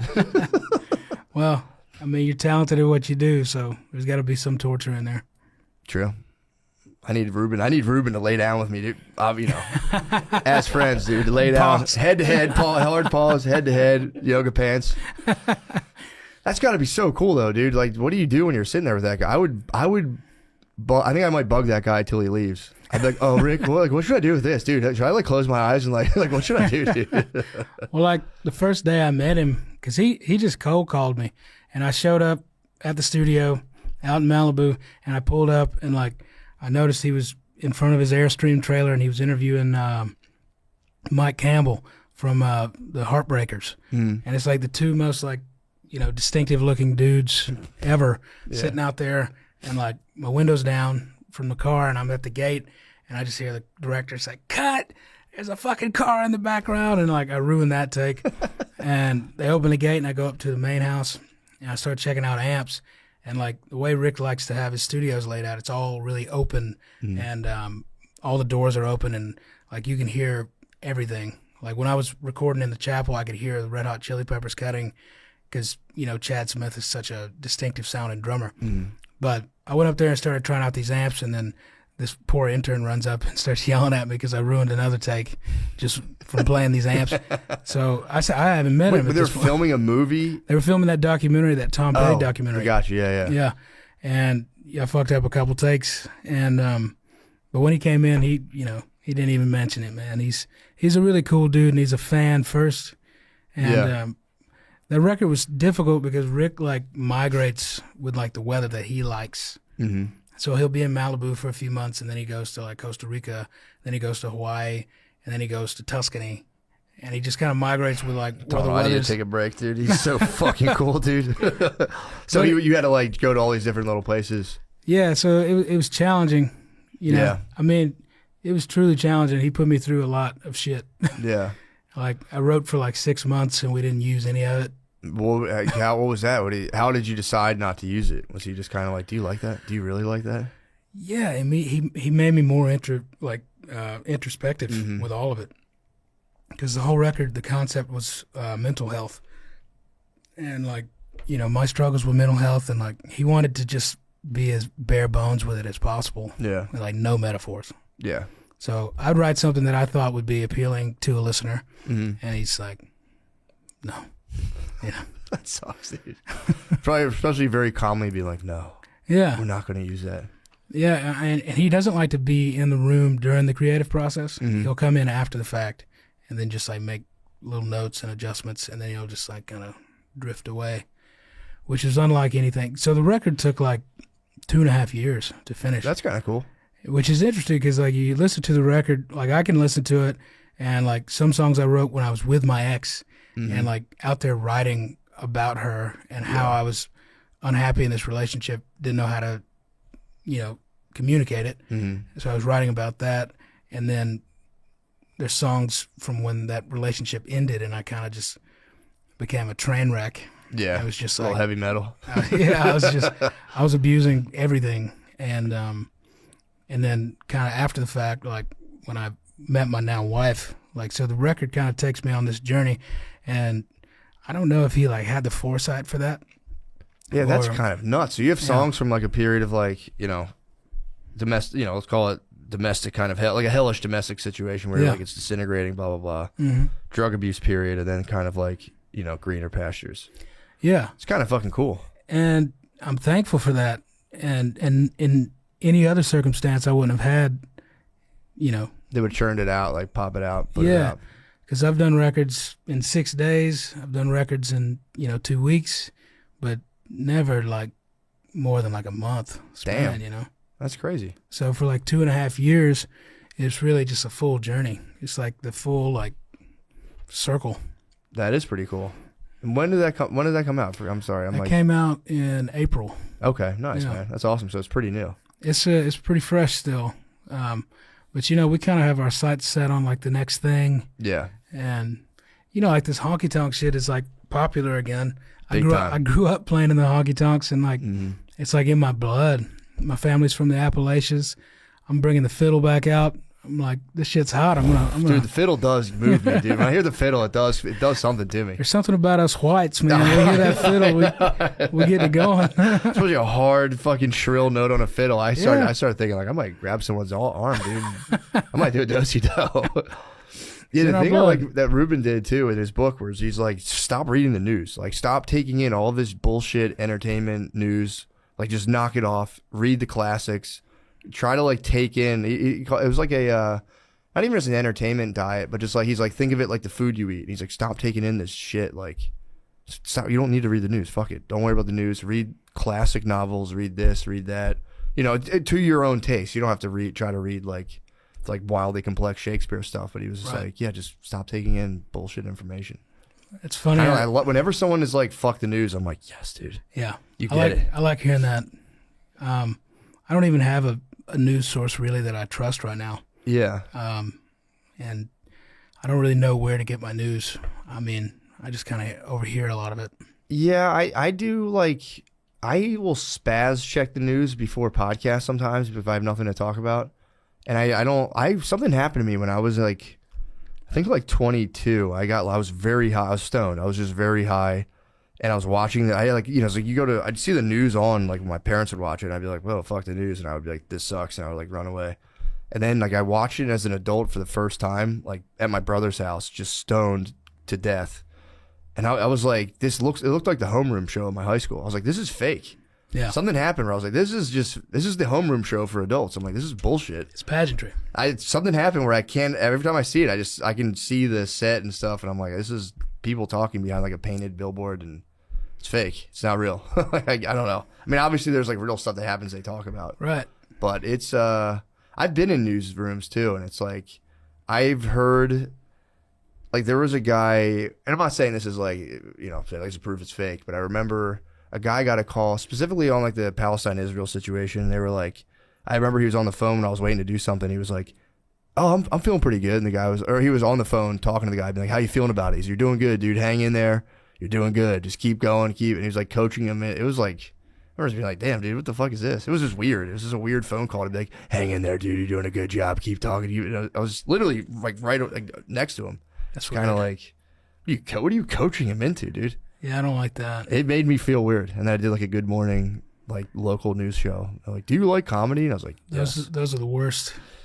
Dude, they're terrible.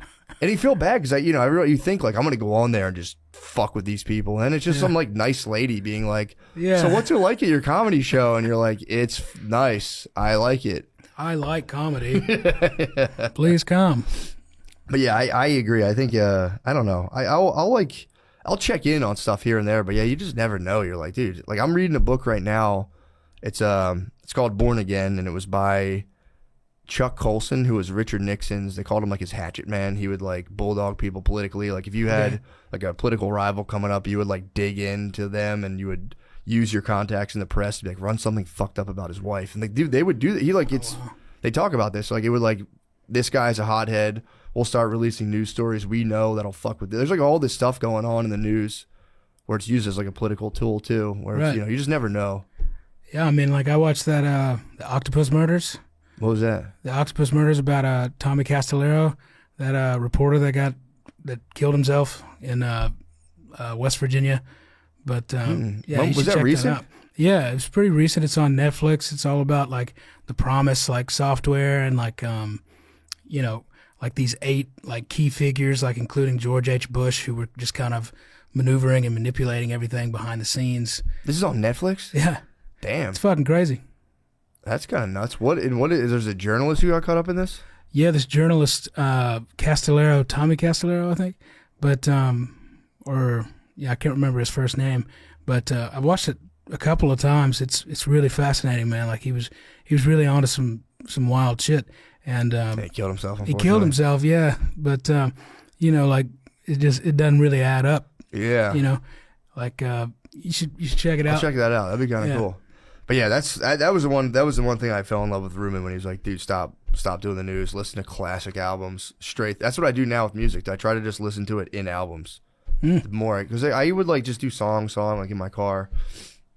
I don't know if you ever got to the place where you're like, I've heard everything, but I've listened to all my little playlist is just burnt out. Yeah, I use Spotify, so I'll just do like, I'll like make a little playlist or do like Spotify morning, and I'm like, yeah, fuck it, put it on. Right. And I'm like, they're just feeding me the same songs over. I get like depressed if I don't have like a new thing to listen to. I get kind of like, dude, fuck's the point? Same. John Martin just broke me out of my music depression right now. Yeah. He's really, he has a couple of live albums I like. But so now I try to just like put it on an album in the background and listen to it straight through, or like before bed with headphones. Just try to do as much as an album as I can do and just pass out. I think it's kind of nice. Right. And trying to get like, I've been chasing the hit rush. That's the problem. I'll do a playlist of hits. Yeah. And then it's like, they like wear off. You got to listen to like all the songs. I don't know. I feel like you got to listen to all the songs. Yeah. It's like a dopamine.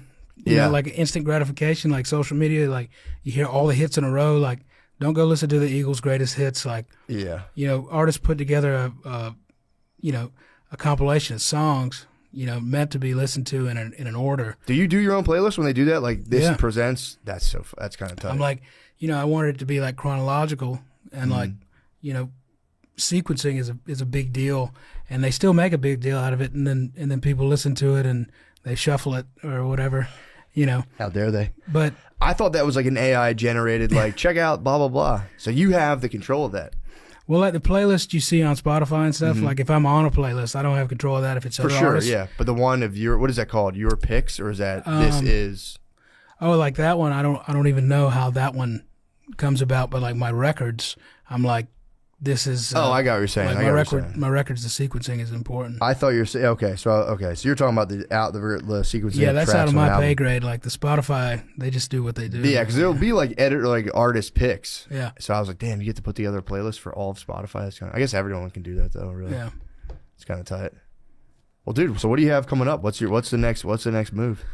Man, we're about to finish this last leg of the tour. We're doing Canada. We're doing like the East Coast. We're going to be going through Philly. We're going to be going through D.C. And New York City, playing at the Paramount in Brooklyn, Brooklyn. And then we're heading overseas, doing UK, all that. Are you taking any break? You're like, how do you tour? You do it for like 6 months at a time, take a break, or you just do it We forever? let it go out for like 6 weeks at a time. Okay. And just kind of hit it and stay out. Because like once I get in that mode, I just like to stay in, Got you. So you're like 6 weeks on. How many off? Kind of depends. Like for this particular tour cycle, it seems like we've done like 6 weeks, 2 weeks off. Gotcha. That That's kind not of bad. thing. And then a couple one-offs here and there. But I like to tour on a bus because it's like there's just something different about it. But yeah, I mean, I just had time off and I just get a little stir crazy, so that's why I'm down here in Austin, just kind of fucking around. That's cool. I was real nervous to come on here. Why, dude? I don't know, man. Like, I don't help. I'm exuding anxious energy I'm all the time. I'm a big fan of the show, and the fans are very vocal, so I hope I didn't fuck it up. Dude, you killed it, man. Dude, you're the best. You fucking, that's the thing, too. You shred, dude. Oh, thanks. You absolutely shred. It's crazy. I appreciate it. I know, Man. I guess it wears off on you, but dude, it's like, that's got to be so gratifying. It's Is there fun. a level of shred? Does it wear off? If you shred right now, will it bring you deep joy, or you're just kind of like, yeah, whatever? Well, I think, I try to keep the guitar fresh, So when I'm home, I'm like playing banjo or piano, ukulele. That's cool. And just trying to create in any other way except for the guitar. So when I come back to it, it's fresh and it's like, a reconnection almost. That's a good idea, actually. And I feel like you get better, too, when you leave it alone for a little bit. I think so. Something happens in your brain. I would like stop playing every now and again, and I'd pick it back up and be like, God damn it, I got better. You have more ideas. Yeah. Because you come into it fresh. You come into a blank canvas. Yeah. Yeah, man. Or maybe your brain, you go to sleep and it just figures out stuff for you. Yeah. I don't know. But either way, dude, thank you so much, dude. Thank you for doing this. You're the motherfucking man. Marcus You are, King. bro. Dude, I try, bro. I'm trying. I'm doing my best. But no, thank you so much, man. For Yeah, real. man. I'm glad we Appreciate you. connected.